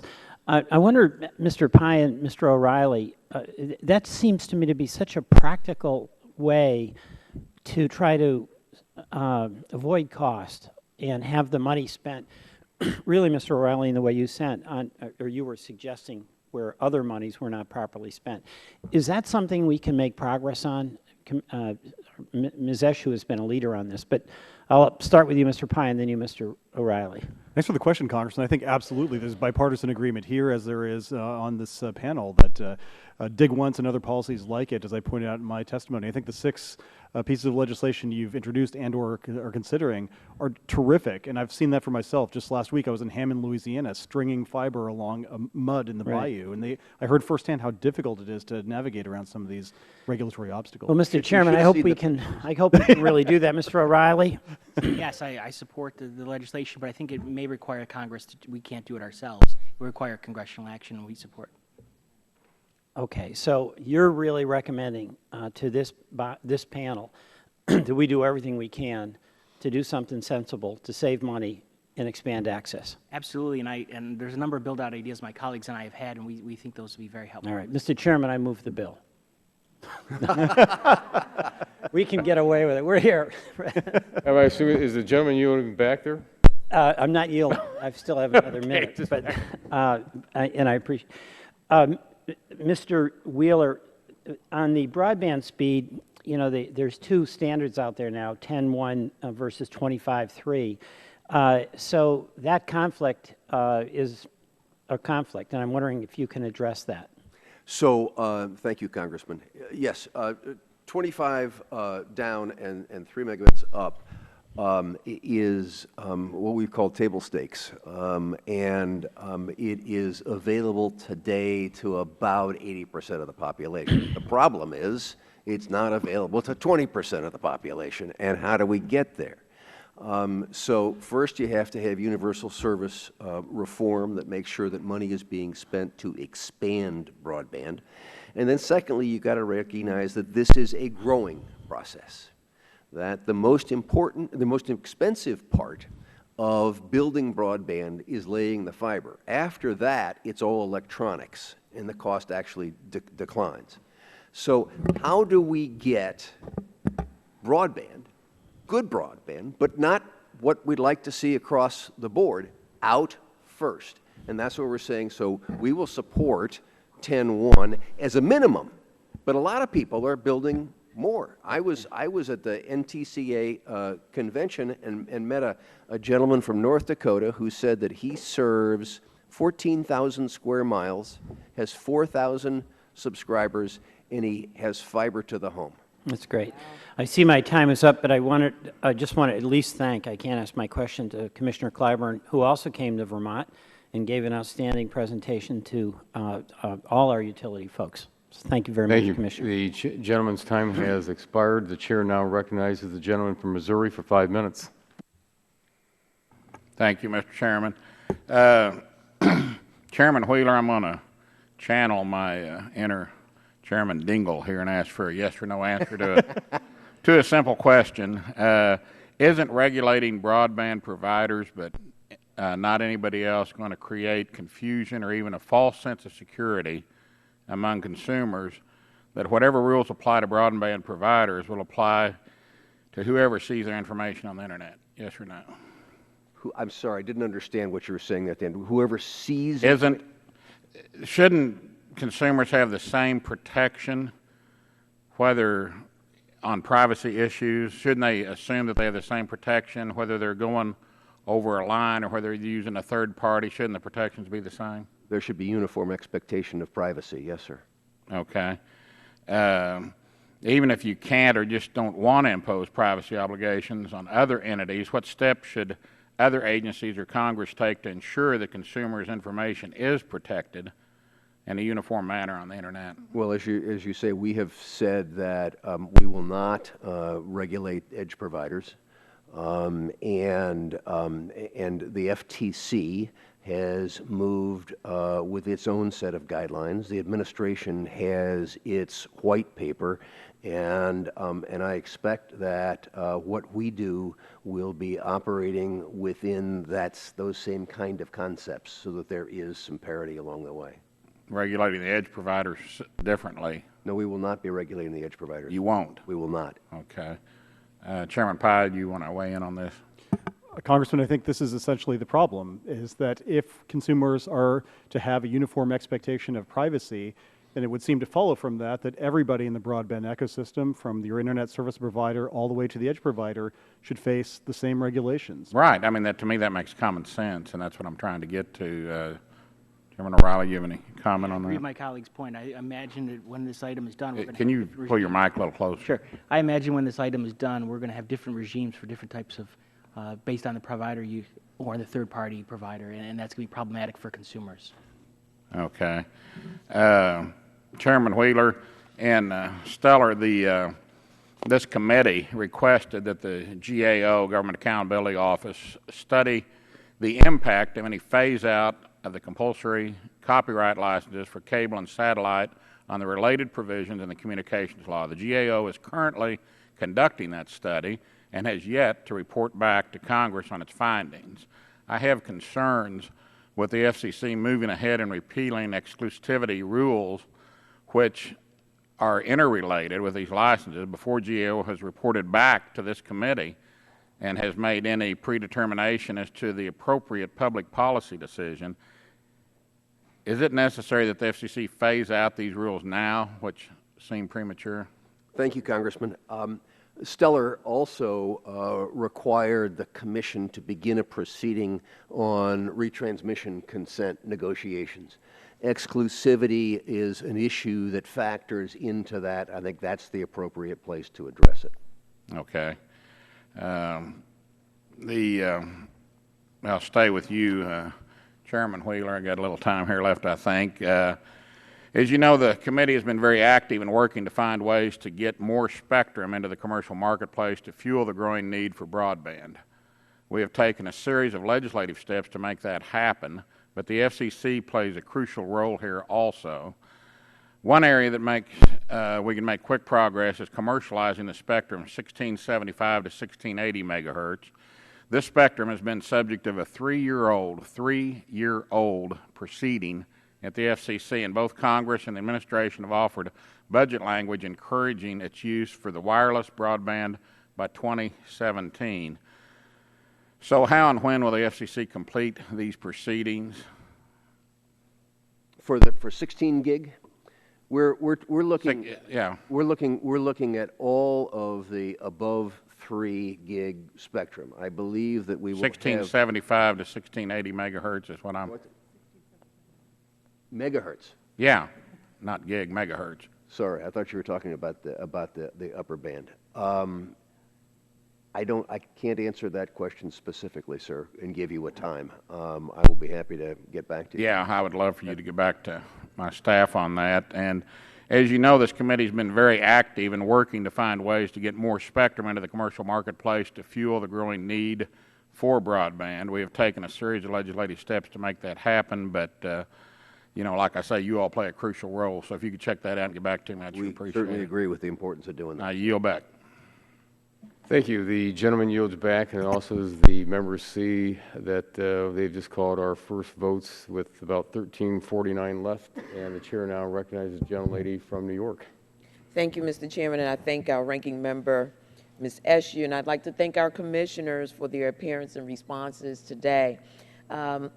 Like many of you, I'm encouraged, actually excited about the recent signing of the bipartisan budget agreement, which included provisions of the Spectrum Pipeline Act of 2015 that is based on a draft that my office introduced. And I look forward to the FCC fulfilling the goals of this act and identifying and repurposing wireless spectrum from federal to commercial uses. More spectrum can only translate into more opportunities for our nation's citizens, particularly those from historically underserved communities where wireless broadband is often the only gateway to opportunities.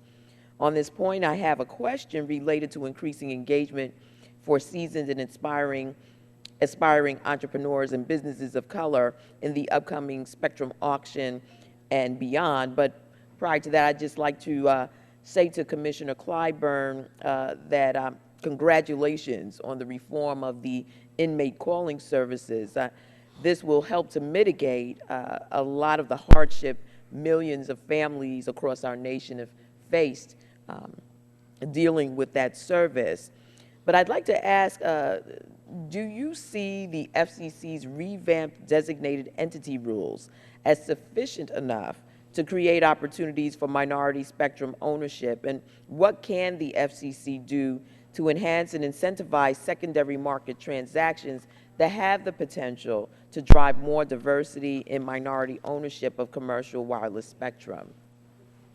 I was directing that to you, Commissioner Clyburn. Okay.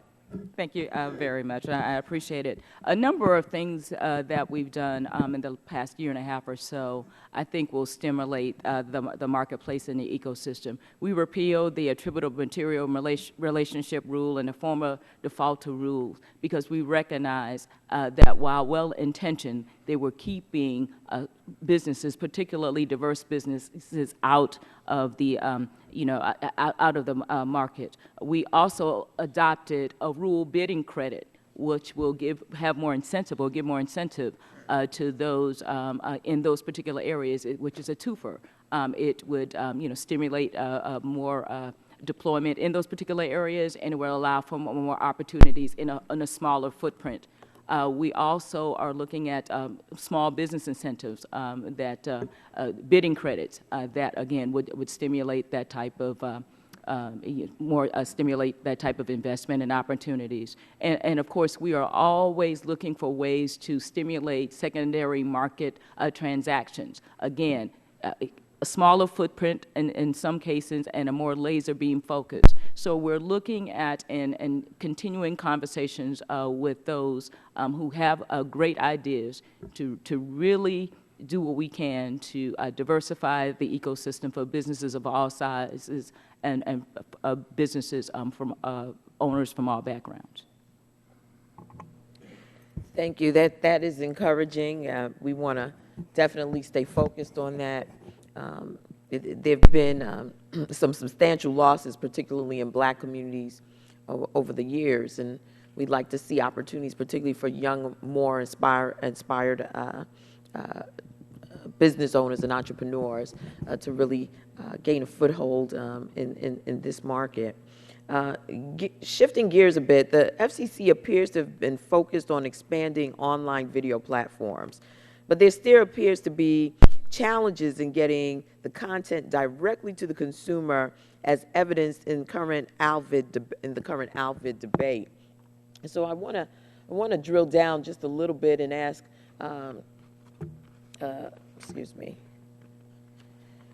ask Chairman Wheeler, the proposal made by the ALVID proponents in your DSTAC proceedings requires a new box just to get the MVPD content to the new retail device.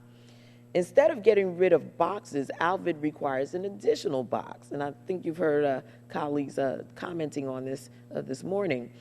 This is a concern on two fronts for consumers: increased box costs and increased energy costs, in addition to no guarantee of consumer protection. This seems out of step with today's marketplace. Aren't these increased costs and diminished consumer protections a concern for the FCC as well? Thank you, Congresswoman. There has been a lot of talk today about ALVID, which is half dozen years old, and apparently somebody has wanted to resurrect. We have just finished a comment period on the DSTAC requirements that was in Stellar. It was finished last week. That is, the making of conclusions from that is premature. We believe that Section 629 says to us that we have the responsibility to assure that there is competitive choice in terms of navigation devices. DSTAC had several approaches as to how to do that. The decision about where you go from there is one that we have not yet made because the comments just closed last week. Well, let me just say this. I think it's clear that we need to monitor this very closely, because there's no doubt if two devices are needed, there's going to be an increase in energy costs. There's no doubt about that. It's also possible there could be no devices needed, and there would be a reduction in cost. I mean, that's the interesting thing that we've got to play. And I'm sorry to have to cut the gentleman off. Yes, no problem. Yield back, we Mr. have Chairman. about 7 minutes left on the roll here. And the chair now recognizes the gentleman from New York for 5 minutes. Thank you, Mr. Chairman. I guess we'll see if I can be a little bit brief. But Mr. Wheeler, at the end of July, in this hearing room, I asked you about pirate radio. I'm a New Yorker. That's a big issue, certainly downstate, even though I'm from the Buffalo area. And I did send you a letter signed by the entire New York delegation and most of the New Jersey delegation, including Ranking Member Pallone. But since then, I've continued to be disappointed. There have only been, as I understand it, 5 or 6 fines issued related to pirate radio. And it's such a small number, it's certainly the feeling within the industry that that has done nothing to address the serious issue that we consider a serious issue of the multiple pirate radio operators that continue to operate in the New York metropolitan area. So, my contention is, to be very direct, that you have paid this lip service, and frankly, little more than lip service. You decimated the Enforcement Bureau. We've closed offices and eliminated field engineers in an effort you call consolidation. But I can tell you, coming from the business sector, and I do understand consolidation, you need results to go with it, and in this case, there have been few to no results. So, my staff called your Enforcement Bureau and said, can you give us an update on what's going on with pirate radio and the enforcement efforts, directly to your Enforcement Bureau? I don't know if you'll be surprised to hear this. Their comment was, we're not handling that. You will have to call Mr. Wheeler's personal office to find out what's being done on pirate radio. My perspective, that is an embarrassing runaround, disrespectful to my office for sure, that your Enforcement Bureau says, we're not doing anything. I agree with you, sir. So I'd like you and would ask you to get back to us. Yes, sir. In particular to my staff who came off of that phone call, and you can imagine the comments that they made about what we consider continue to be lip service to pirate radio, and if nothing else, if that's all it is, tell us that's all it is. But I would very much appreciate not having to wait months to get a response on this, because I found that unbelievable, frankly. So do I. Well, good. So I'll look. Because the reality is, as I said in my statement, Congressman, there have been 280 enforcement actions that we've taken in the last 2 years under my chairmanship. And we've got a joint task force that we're working with the NAB on this. And I suggested in my testimony that there was also some additional steps that Congress could take to help us deal with the landlords, because they're the ones who are facilitating this. And the pirate radio folks, you shut them down, they thumb their nose at you, they go someplace else. No, we understand that piece, but we were quite frustrated by the very direct response to your enforcement group. Too. So we'll just jointly dig to the bottom. We will fix that. Now, the other thing, and I reach out to the industry and ask them, to help me with some questions. I'm sitting here at the bottom of the dais, and usually by the time 30 other questions are asked.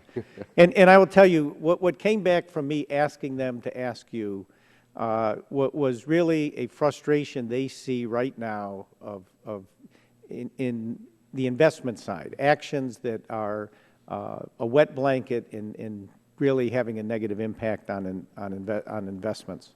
But they also pointed out from their perspective, and I don't know whether this is a rhetorical comment or asking a question, but what they see is from the FCC, selective enforcement on the TTY issue, spectrum set-asides for companies who are not participating in the auctions, and onerous regulations extended to new technologies like streaming video that do nothing but discourage investments. Thank you for asking. Let me see if I can tick them off real fast. All right. TTY.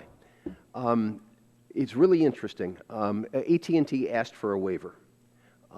We granted them the waiver. We called them and said, we're going to grant you the waiver.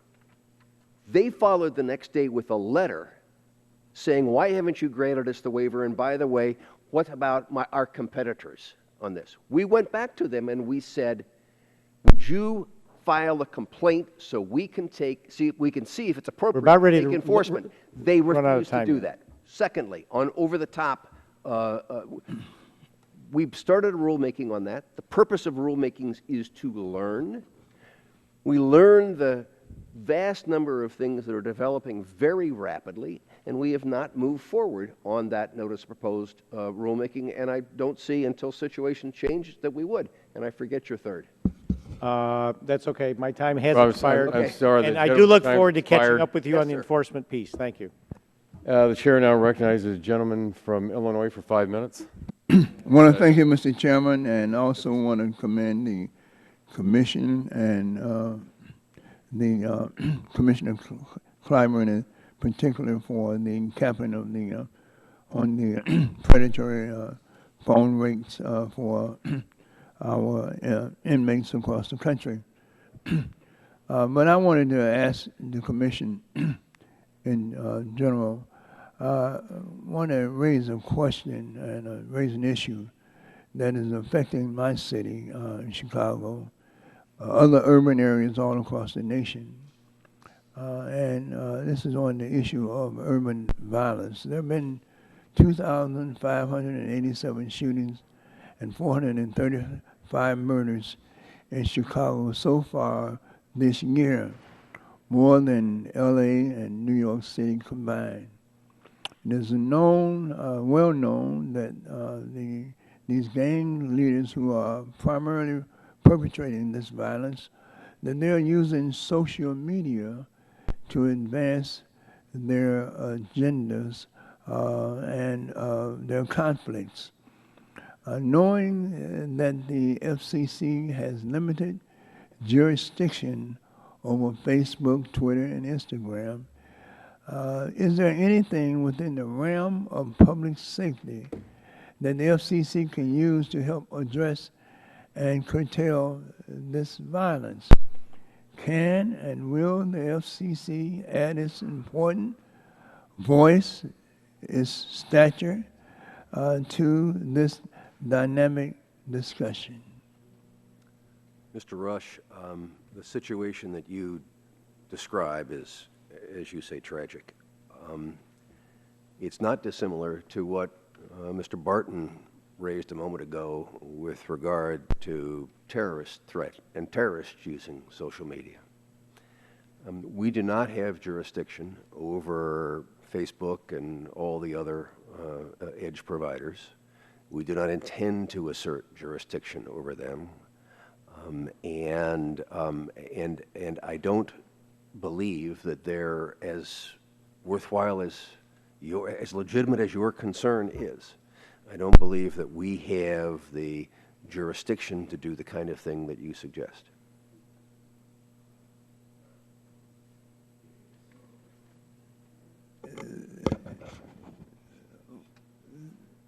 That means that you don't think that the FCC could weigh in on this in any way? I think I'm happy to use the bully pulpit. I'm happy to talk to Mark Zuckerberg and others to raise this issue and to say, hey, this is important kinds of things. We need to be in this together, but we don't have regulatory authority. I'm not seeking the regulatory. Okay. I would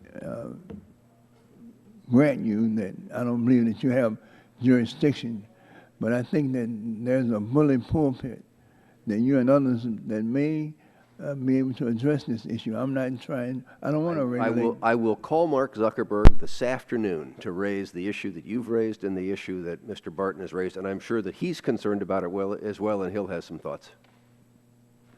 Chairman. Right quickly, sir, good to see you, and thank you for the acknowledgement. One thing that we are acting on and working with law enforcement and other authorities on stolen phones.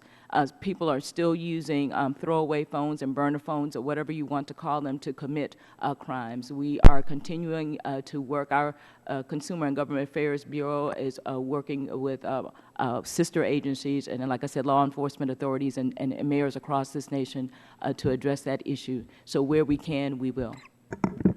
Thank you. Is any other commissioner have anything to offer?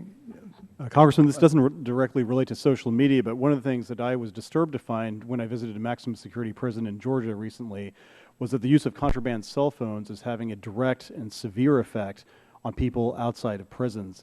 I heard about family members, witnesses, and others, crime victims who, because of the use of contraband cell phones in prison, have faced threats, including to their very lives. And I think that's something where the agency a couple of years ago teed up a number of different ideas, and I think it would be appropriate for the agency to come to closure on that to help protect some of these people, disproportionately minority, who are getting some killed or robbed or otherwise threatened by the use of this technology. Thank you, Mr. Chairman. I yield back. Thank you very much. Chairman yields back. Just to let everyone know that we're about 18 minutes into this vote with about 230 that haven't voted. And the chair recognizes the gentleman from Florida. Thank you, Mr. Chairman. I'll be as brief as I possibly can. Thank you for the commissioner's testimony today. We really appreciate it so much. Chairman Wheeler, as part of the Enforcement Bureau's ongoing work It is my understanding that there has been a letter of inquiry, or LOI, seeking information from a hotel chain on all of the properties from its name, the name of the hotel chain, including franchises over which it may not have any legal authority. To your knowledge, does the Enforcement Bureau have any reason to believe there are violations of the Commission's rules at these facilities? That's the first question. So typically, thank you, Congressman, typically an LOI, a letter of inquiry, is sent when there is a belief that there is, and they're seeking information to find out whether that belief is factual. And now, based on the size of the request, again, all the properties, the cost of the hotel and loss of productivity and wages would seem to be quite high. I'm sure you'll agree, given the technical nature of the request, without any notion that this fishing expedition will bear fruit for consumers. Isn't this exactly the kind of thing that a cost-basis analysis would prevent from being unnecessarily imposed on, again, American job creators? Would you agree to that? Thank you. There have been multiple actions that we have brought against hotel chains because what they have been doing is jamming the signals of people like you and me. You're sure of that? You're certain of that? I'm certain we brought these actions and that that's what was going on. And that what has happened is that they have been forcing people to buy services from them instead of use the licensed services that we have authorized. And Section 333 of the Act says that we have a responsibility to protect the licensed services that we authorize. And it specifically states that in the Act yes, with regard to Wi-Fi. Section 333, it is an appropriate service of the agency. And so I'm unfamiliar with exactly the specifics that you're talking about here, but if there's a letter of inquiry that was sent out, I would imagine that there have been some indications of difficulties and Wi-Fi access being blocked in contravention of the law. You're assuming that. Okay, thank you. Commissioner Pai, there's been some renewed attention to the TCPA this summer. The FCC recently passed a package of declaratory orders, but I fear they didn't impose real reforms to actually stop unwanted calls or help and maybe it would cause unnecessary litigation. A statement from the chairman about telephone town halls had been quickly corrected after our last oversight hearing, within a few hours, I understand. I have a different question this time for this hearing. We talked about apps for customer relationship management and whether a smartphone is or can be an auto dialer under the FCC's majority's interpretation. There are many small businesses in America, in my district as well, that rely on smartphones to run their businesses. I have a few questions. Yes or no answers would be great. Sure. Greatly appreciated. If a small business owner has a smartphone and uses one of those apps, has that person violated the TCPA in your opinion? Yes, according to the majority. Could that person be subject to FCC enforcement action even for misdial? Yes. Unbelievable. Would that person be subject to the private right of action provided under the TCPA? Yes. Okay. Commissioner Rosenworcel, is this a result that you support? Well, let me be clear. I don't like robocalls. I think most people are not fond of them.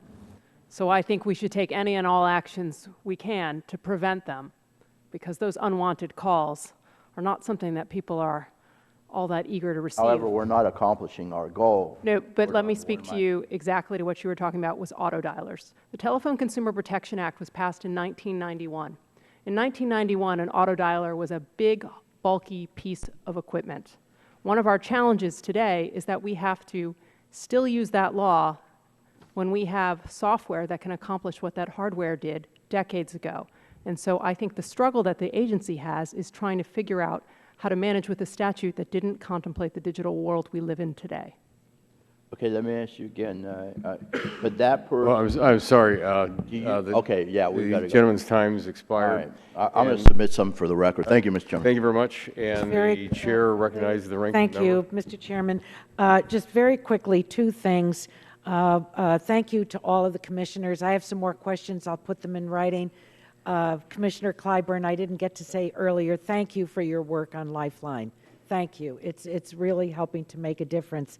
And to Commissioners O'Reilly and Pai, I hope that I didn't hear you siding with people that rip off consumers.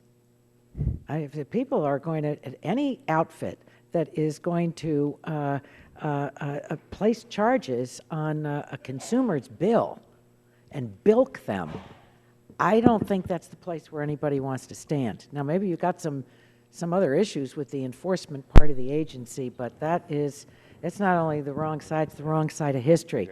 Mr. Chairman, I'd like to ask for a point of clarification on the introduction of multimedia during our hearings.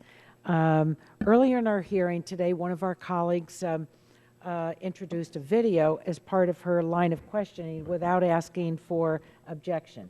As you know, when letters or other written materials are entered into our record, we first have to ask for unanimous consent. The Democrats on the committee have previously sent a letter to our Republican colleagues asking them when video or other multimedia evidence is introduced that we first check with our colleagues on the other side. Yeah. Now, she may not have known that that request should have been made. And I think, for regular order here, no side ever wants to be surprised. So let me just ask the parliamentarian the following. Just if I could, to the ranking member, because of the interest of time, we're going to miss the vote. If we could ask our staffs to work together on your question. Yeah, well, let me put my question out there so it's a part of the record. It's a parliamentary inquiry, and it is the following. Can you provide some clarification as to whether video and multimedia evidence will be treated the same as written materials as a matter of this subcommittee's process? And we'll await the with our staff. Yes, not the staff, the parliamentarian. Okay, yeah. Thank you. Thank you. And if I could you, real Mr. quickly, just again thank the Commission for being with us today on behalf of the Chairman of the Subcommittee and also the Ranker. We thank you for your time. And without any other questions coming before us, we stand adjourned.